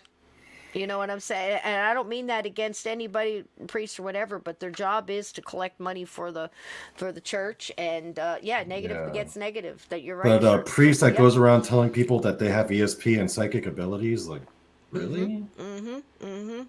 Well, you know, weird. Yeah, and if you talk to who Shattered was Hopes, that guy? if you guys are interested in digging into that, you're going to get the most information again from that. From Shattered Hopes. There's a lot of interviews that you didn't get to see with neighbors, friends of the family, Louise's best friend that went on a couple of these trips to Canada with them, and she tells you what Ron was like, and how pissed, how fast he would get mad, how jealous he was of every little thing, how controlling and stuff like that. You get to hear that, and a couple things from other neighbors that were around at that time. It might give you some insight on it. It's not going to tell you whether or not the Lutzes were lying. Again, they passed 2 polygraph tests. Were they paid off? I can't tell you that. You know, I mean polygraph. That's a whole other. I'm like this with polygraphs anyway, but they had 2 each from 2 separate supposed experts, and you know, you think, would somebody, you know, put their reputation at risk by? Yeah, of course they would. You know, I can't. There's nothing I can say about this case that is definitive to the point of. There's no way somebody would lie about this, because we know people would lie about anything. But after all the BS, after all of the stuff in there, I believe something happened in that house. I believe at this point it's probably gone. I don't know about the Indian. I don't know if he was ever helped. Usually Hans Holzer will go back and continue to go back until that entity or that ghost is crossed. I don't know why that didn't happen in this case. Maybe he was barred from it. I don't know. But Laura DiDio was there when Ethel Myers, who was a self-proclaimed witch, I believe, and that doesn't mean good or bad. It just means if you see it, understand good and bad in everything. Terrific trance medium. Helped a lot of ghosts that were stuck. Awful lot. And so did Sybil Leek, and that's usually the ones that Hans Holzer used. Now, yeah, I didn't know much about her prior there. To this. Yeah, I knew a lot about her because she's in every book. It was her and Sybil Leek back and forth, and they were very careful in how they brought them through and everything else, and they didn't know anything before they got there. They didn't even know where they were going till she was there. But Laura DiDio, remember what she said. Her voice changed, went down 2 octaves. And she grew an Adam's apple. Her face started to change. So there's something going on there. You know, we dispelled the fact about the myth about the Indians back and forth. They were there. You know, and if they're there, people got buried. You know, this whole earth is, you know, a burial ground. You can't step on something that didn't happen, you know, 1,000 years before or whatever. So, you know, we can throw that out. And say, look, we've proved that. We showed that the Lenape, you know, were there. And the Manasquan was just another name for them. Delaware, another name for them. So many names. The Grandfather Tribe, just another name, you know. And so don't get confused by that. And, you know, you've really just got to decide on your own. Donnie, I think we dug up every little piece of whatever. I mean, we could have sat here and showed documents and everything else, and you can see all that. There are a lot of those in Shattered Hopes. They show you actual documents, so you can, if there's a piece of this that's just got you hanging, you know, one side or the other, you're not sure, watch that. It's free. It's on YouTube. We drop the links. And if you want to sit through some interviews with Butch, that's there too. I'm glad it's done. I don't have to do that again. I couldn't help but notice that a lot of people in the chat, well, not a lot of people, but there were a number of people in the chat who were saying that when Kathy Lutz was speaking in that interview, they had a very bad gut feeling about it. Yeah. You know? Yeah. I know. Did you guys? Did you? Did you get anything like that when you were watching them? No, Observing but them? I've been watching them for so long. I mean, I don't. No, just Margot Kidder. That has nothing to do with anything. But you know how like you see some people and something's up, you know. Mm-hmm. But no, I mean I never really liked George. No, that's not true. I really never had a feeling one way or the other until a certain point, and then I started learning that he was signing consent for certain movies, and then I'd watch the movie and it was absolute bunk and garbage, and you know, was exploiting like this last one where they've got a little girl ghost named Jodie DeFeo with a bullet hole in her head. You know, first of all, I'm appalled that kid actors are doing this. I didn't even like it when they did it in Exorcist. It never works out well for the actor, I promise you. It's, you know, there's a lot of stuff. And Donny and Steve actually mentioned, let's do cursed movies and movies that was curses, and we're going to do that in the future, and Donny's all up in that too. But it never seems to work well out for the you know, the character. And I think messing around with this and play acting at it, it's not good. You know, if you're doing a documentary for educational purposes, I think that's a little bit different. But to go at something like this and spit in the face of evil, not good. Not good. You know, it's like a challenge. And every one of these people say, including Ed and Lorraine, again, it's up to you whether you believe it or not. She said that case really tore them up, you know, including like car accidents and you know, just draining them, and it was very hard for them to get through it. So again, some people say I won't have anything to do with anything that the Warrens had anything to do with, but anybody that's ever met them really liked them. It seems the people that I know that met them liked them. I really, at this point, I don't have an opinion one way or another. I think if you put anybody under a microscope, you're going to get dirt. I think, you know, there's nobody that I agree with everything that comes out of their mouth. I don't even agree with everything that comes out of my mouth. You know, sometimes I'll say something and I mean it at the time, and then I'll go back and I'll go, you know what, I was wrong. I saw it wrong. And I re-go over it and try to change it. And if I say it on here, I try to fix it. But that's it. You know, I mean, yeah, quite a few people are saying that Kathy Lutz sounded like she had been rehearsing her lines. Oh, everybody and says she that seemed kind very of thing. robotic in her delivery. Mm-hmm. And, you know, a lot of people say that, but, you know, in all fairness, if you were dealing with something, and I'm just playing, you know, advocate here, I don't want to say devil's advocate, but, you know, if you were going through something like that it was an emotional thing, you would be very methodical about it because you don't want to get into the emotion of it. That's something to think about. And again, I'm not sticking up for, you know, and I don't want to speak ill of the dead either. But, you know, come on, this was big. If she put herself out there because she believed what she said on that interview, that most people who go through this close everything down and don't talk about it, that's true. The fact that you should get out there and talk about it, because the only way we're going to learn is if you get out there and talk about it, and then people slap you down for getting out there and talking about it. So it's catch as catch can, and it's, you know, half a dozen to one and six of the other, and the whole thing. It's you're damned if you do, you're damned if you don't. And, you know, if you really went through this, you would be hesitant to speak of it, very much like the Smurls were in The Haunting. And again, the whole reason I believe that is because I don't think a foreman or a supervisor or whatever he was working in the factory he was working in would put out the things that he put out to put up with the men and the people he worked with heckling him and putting him through There's something to be said for that, and they didn't make any money. And those kids grew up and are doing interviews too, and agree with everything that was said, and said that the movie did a very good job at depicting them. It was very small, it was made for TV, it didn't get all this great big stuff, and it happened around the same time. So, take all that in, and see. Let me see. What's Brian say? What are you saying, Brian? Vixen How you saying, doing, Brian? Vixen doing saying okay? Kathy Lutz didn't sound like she was scared, though. Yeah, I mean, again, I don't know. That's why I tried to show people in different decades, different times, because they change and how they, speak on it. I don't know.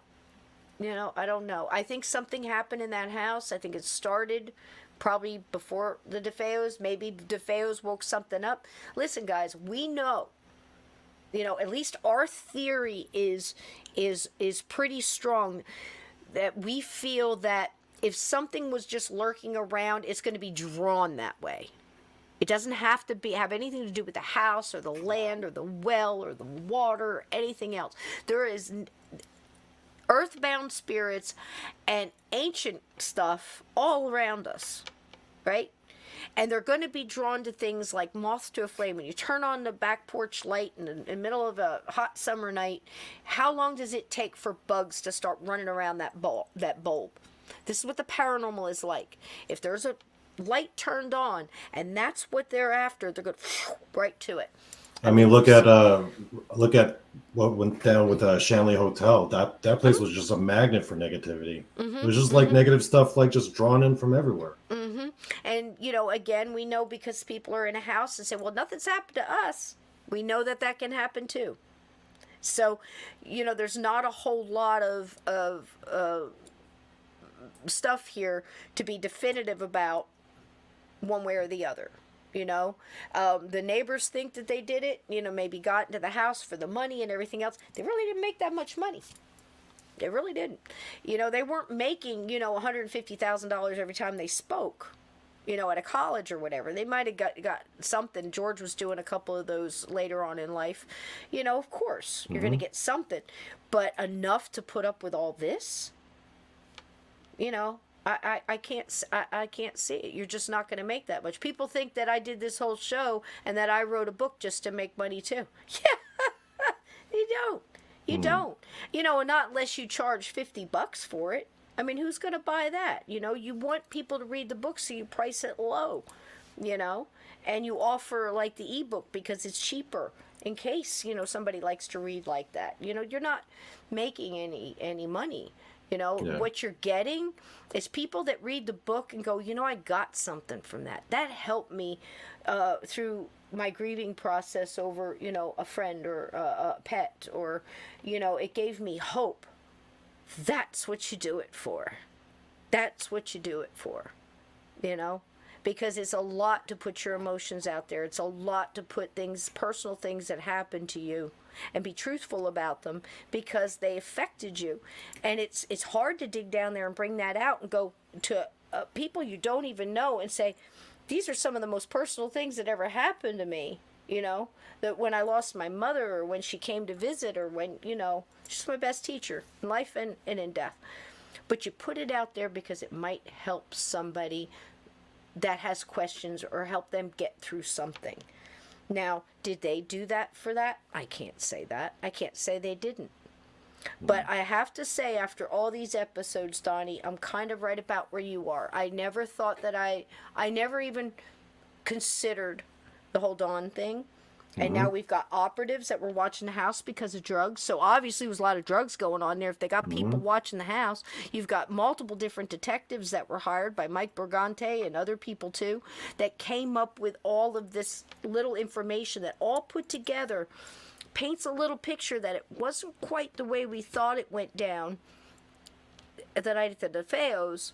And then maybe we learned a little bit more about the actual Amityville horror and the book and Jay Anson. Now, there was something I heard I believe it was Joel, the parapsychologist, that was talking about how he spoke to Jay Anson, and Jay Anson said, "Look, you write non-ghost books, and I write this, and I'm going to make money, and I'm going to buy an island," or whatever it was he said. And what did he say? A truckload of cashmere sweaters? That A was funny. truckload of cashmere sweaters. Right, that was funny. Which, I if he's heard- got that on an island like that, he's going to be pretty hot. Yeah, I don't get the Yeah. sweaters on the island, but that's okay. But you can buy what you want with your money. Everybody has dreams. But the thing that gets me is Joel also said in another interview that, I think it was Joel, if I misquote, I apologize. One of these guys said it. It said when they were talking to Jay Anson, or about Jay Anson, that when he was writing the last chapter of that book, he had a heart attack during the last chapter. And he recovered. And then he wrote another book. I think it was one that was like a Amityville 2 or something. It was called 666, The Diabolical or something. During writing the last chapter of that book, he had a heart attack and died.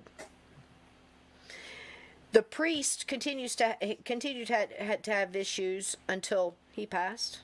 And Chris and Danny. Big Cole, you're too generous. Oh, Big Cole, thank you so much. Yes, you are too generous, and I appreciate you so much. Thank you. And we're so glad you liked the show, that you got something from it. That means the world to us. Thank you, thank you, thank you. It's all the work and everything else. It all pays off when somebody gets something out of it. We appreciate it. Thank you so much. And please, continue to come back and DM one of us so you can come on and tell. If Donnie says you got good stories, I want to hear them. So it'd be lovely to have you join us one night. He has a very soothing voice. Oh, Yeah. very good, very nice. Maybe, and I always love to talk to people with voices because I'm doing another book, and different voices. I can do. I as you saw in Cabin 22, I do a lot of voices. I don't know where they came from. I'm telling you, it's weird, but I'd love to get somebody, get some male voices that could work with me or stuff. And anybody out there that needs a little extra money, I'm telling you right now, if you've got a good reading voice and you want to do something like that, there's a little bit of money to be made to do an audiobooks and things like that. Look into it. There's a lot of free apps and free things that you can get in and do a little voice test and stuff like that. And that's something you can do from home if you need some extra money. Everybody does these days. So I'm always trying to throw out little things like that where people can do a little bit of extra from home. Every little bit helps. So if you do have a great voice like that or a good reader, there's lots of people looking for different voices. If you've ever listened to audiobooks, one of my favorites is Scott Brick. If Scott Brick's reading it, I'll give it a whirl. So there you go. But anyway, I digress. Donnie, oh my gosh, I think we're about done. Sapphire Elf, we do not have a Discord, at least not yet. But I don't. Yeah, keep checking in, and I don't, sweetie. maybe eventually. I don't. I did, and I let it go because I had so many different things going on. All I have right now, I don't even really go on Facebook much. Ask anybody here. I go in if they've said something, I check on them and stuff like that. But I find that a lot of the social media really drains because you let all this energy in from everybody's anxiety and crazy stuff. My Facebook is pretty much like cat pictures, cute animals, and I go in there and talk to a few people that are here and keep up with birthdays and family and stuff like that. But I try not to let too much of that in because it's it can be really draining as an empath. You really are accepting energy. So if you're having I tell people, I can't believe it, I tell them, look man, it's getting in, you got to let it stay off of a lot of that. But yeah, you could DM me or hit me up here or in comment on the YouTube comments. I get those right away because the YouTube studio sends me those comments so I can go in there and comment back. So that would be the best way. So there we go. Donnie, I don't know where I'm sitting, but again, I'm going to say it. Something happened in there. I believe that, and I do think there was some of the ghosts from the DeFeos. I'm very glad to hear Mary say that she crossed one of the children. I know if anybody was stuck in there at this point, there's been enough people in there. Let's hopefully those children were helped over, and once you get over there, you're dealing with what you're dealing with. That's just it. So there you go. Am I sparkling? Am I pixelated? Thank you. Maybe I'm just sparkling. Maybe I'm a vampire. But vampires don't sparkle. So so there you go with that. I wanted to leave you guys tonight. I wanted to have fireworks and everything else, and I wanted to have a definitive answer for you, but I would be lying if I said I did, other than the fact that I believe they went through something, and I think I love Donnie's idea about the whole idea of going in there and trying to conjure something. It's possible. I mean, anything at this point is, really. But I just think we need to stop painting everything with such a broad brush to say all of this is bullshit. I don't think that's fair to the people that may have gone through things, and we're doing the same thing that when we go to talk to the person at the office, or go to tell people our stories on a podcast, or write a book, that we're doing the same thing. Is, I don't believe this is all garbage, because this and this. I hope this series that we did gave you a little bit more broad view and a little bit better information and some facts on both sides and some fibs on both sides. And there was definitely people involved in this that were out for the wrong reasons, but there was a lot of good people, I think, involved in it too, that really held their own over these decades. That so I would recommend, if you want to hear a darn good version of the things that happened, any of the Laura DiDio interviews. She did one with a wonderful lady in Ireland, I believe. She's got a wonderful brogue, and it's a great interview, and she gives a lot of details, and I think she's very forthcoming and very honest. The again, Shattered Hope series, which, again, I don't know Kevin Bacon from the next, but he put a lot of time and a lot of, digging and a lot of documents and things like that. It's worth seeing. Rick Osuna's book, if you have that, you want to hold it up again, it is The Night the DeFeos Died, and it's more than just that. There's a lot of information in there, is it not? It doesn't just stop there, it continues. And this guy really did his homework. I mean, he really pursued like every lead that he could possibly pursue. I mean, he really went for it. So and so, you've got that, and once you go through all this, and we also have Sebastian is he had put up here that one book is coming in a little bit, and then he's got another. That's fine. When you get them, you take your time, pop in here and let us know what you found and everything else, because this case isn't going away. It just seems to continue on. And somebody said that it's the extension of the evil that continues to go. Now, I will tell you this. Lorraine explained something, and not everything they say, you can't dispel everything. You take it in and use your common sense and, put it in the right category in your head. But Lorraine had said that very thing. That it continues on and it affects people, and the big thing is the recognition. So as soon as the priest started talking about it again, he started having problems. As soon as this person started, bringing it up again, it's recognition. It's like an invite to come back in. So when we finish this tonight, we are closing it off. I am tossing somebody asked earlier, it's just basically Florida water. It's like a cologne, but it's a mixture of herbal oils that's like a cleansing, your sage and everything else. And it smells nice. But that and sage and, whatever works for you, your black tourmaline, your iron bracelets, your prayer and your cleansing. So we're going to put protective on this. We're going to put love and light and everything on this to finish this out and close it like a Ouija board. We are done. And the best way we can do that is laughter. So my son sent me a little cartoon. And I thought it was absolutely adorable, and I thought I would share it with you. I made one little mistake in it, so please forgive me on that, but I rushed to try to get it together for you. I cut it up so I could put it together like a little video. So I thought it would be a good way to end this is with a little laughter. So a paranormal funny bone for my friends. It's so cute, and I'll read it for you just in case you're listening. It goes, "Psst, hey. Psst, hey, wake up." It's just so cute, so simple. Hey, wake up. This is my first haunting, so I'm just gonna go on ahead, okay? This poor kid. It's like, huh? Okay. Here we go. Laugh. Okay, go, ooh, and then he shows up on the computer, ooh, and then he breaks up some things and rips some stuff, ooh. The kid's just looking at him. This is adorable. What?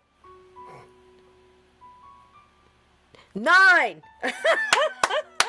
And that is from feelafraidcomic.com, and that's what it looks like. So I cut it up for you so you can see it like a little thing. I thought it was absolutely adorable.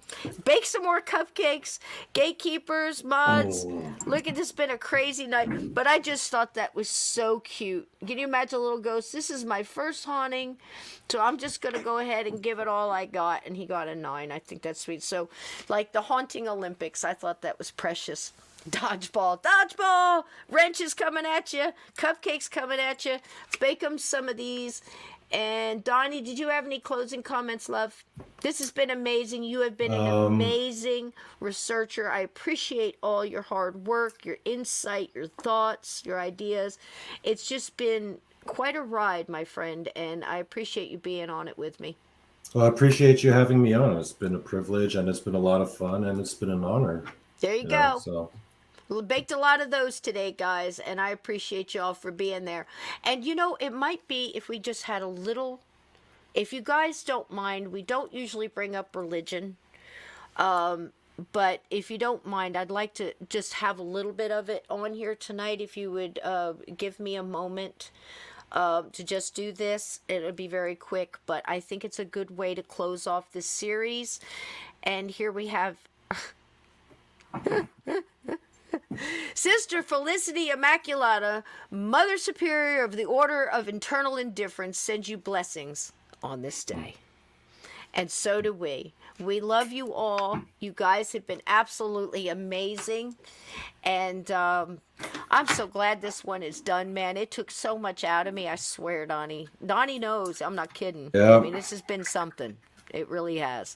And I'm glad I did it. I stuck with it because it's something I've wanted to do for a long time.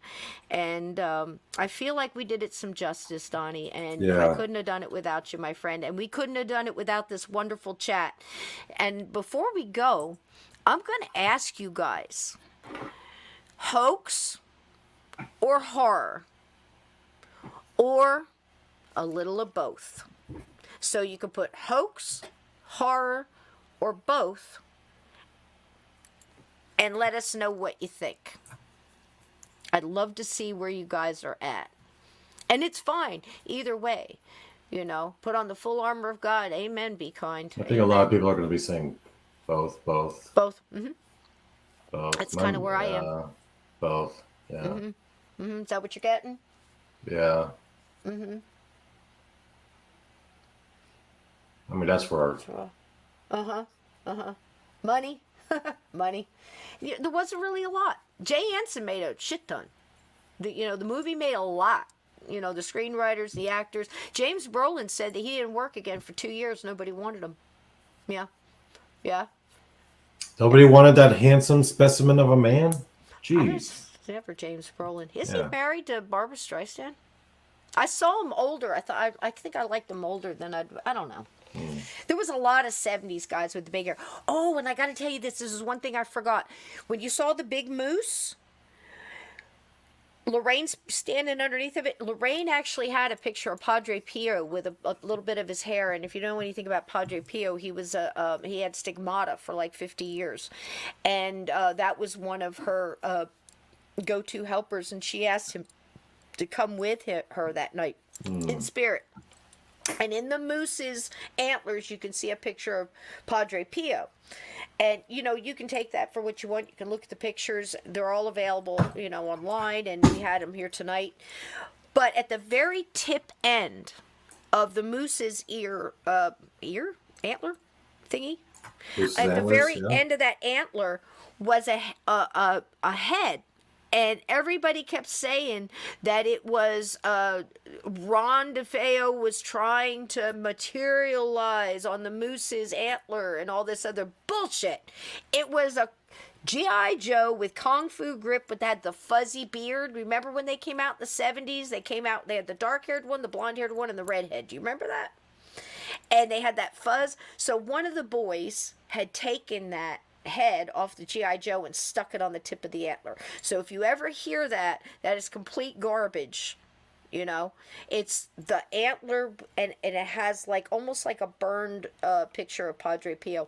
It really does look like him. I can't speak for it either way, but that head was a G.I. Joe with Kung Fu grip. Well, he'd lost his Kung Fu grip. He'd lost his head, by the way. But it wasn't Ron DeFeo. And I remember reading that as a kid, and I couldn't understand why they were saying he was trying to manifest when he was still alive. What is that about? It didn't make any sense to me. So at least we solved that one. I'm seeing a few more people in the chat saying that they think it was a hoax. Okay. A few more people saying it was both. Yeah. And that's pretty much, where I am. I'm thinking a little lie and a little truth. And I think something happened in that house, man. For sure. It was definitely, not what they're putting in the movies. And gosh, the cupcakes tonight. You guys know this is just like a whole room full of people with phones just everywhere, and they're just, and when they do it like this, it goes to like 100 different phones, and it just goes out to all these live things. So I appreciate you reporting them. It does help, and blocking them, it absolutely helps. And I appreciate you guys for working so hard tonight, and I love you all, and I thank you guys for being in this with us. And Donnie, I think that's a full lid. Yeah, I think the entity that was haunting the Amityville house kind of attacked our chat room in the form of these porn bots, and that's what it's doing right now. Yeah, well, we'll just throw kitties at them and Sister Felicity Immaculata, and we'll make them some shut the fuck up cakes, and we're going out happy. There you go. Yep. Woo-hoo! I love you all. And next weekend, we don't have a clue what we're doing, but we'll come up with something, because we're definitely going to be here next weekend with you guys, and we hope you all join us. As you go out, if you didn't hit the like button, please do. Thank you for the super chats. Thank you for those who have sent things to my PayPal. I love you for it, and like I said, I promise that it all goes to the StreamYard, and Donnie and Laura and myself and a couple other people are all going to the bash, and we're going to try to get you some interviews and some good guests, and Ron Iacovetti's going to be there, and so many people, KSPS and Jim and Dave and the wonderful Hoover House, the Berries, and it's just wonderful. And if you're anywhere near the Gettysburg Bash, it is the 19th, 20th, and 21st in Gettysburg, Pennsylvania, and all of the proceeds go to help terminally ill children and wounded vets in Pennsylvania. It's a wonderful organization. The money actually does go to where they say it goes to, and it's all about the kids and the vets and the paranormal, and they're really trying to do like a paranormal unity thing, and it really does feel it when you get there. So if you're close by and you want to join us for that, please do, and come and find us and give us a big old hug, okay? Love you all. Thank you for being here tonight. Thanks for putting up with 4 long nights of this, but I think we really scratched some truth out of it along the way. And at the end, we're really left to decide for ourselves. I love you all. Have a good night. Lindsay, how's your toes, sweetie? Everybody who needs healing, we're sending it out to you. Make good choices and be kind. You know, just be nice, because it does come back to you, I promise. It really does, you know, because I'll tell you, the opposite does too. So if you got a choice, you know, be nice. Hug yourself. Hug somebody else. You're actually hugging yourself. Donnie, again, thank you again. You've been Thank you for absolutely having me on. wonderful. It's been fantastic. Good night, everybody.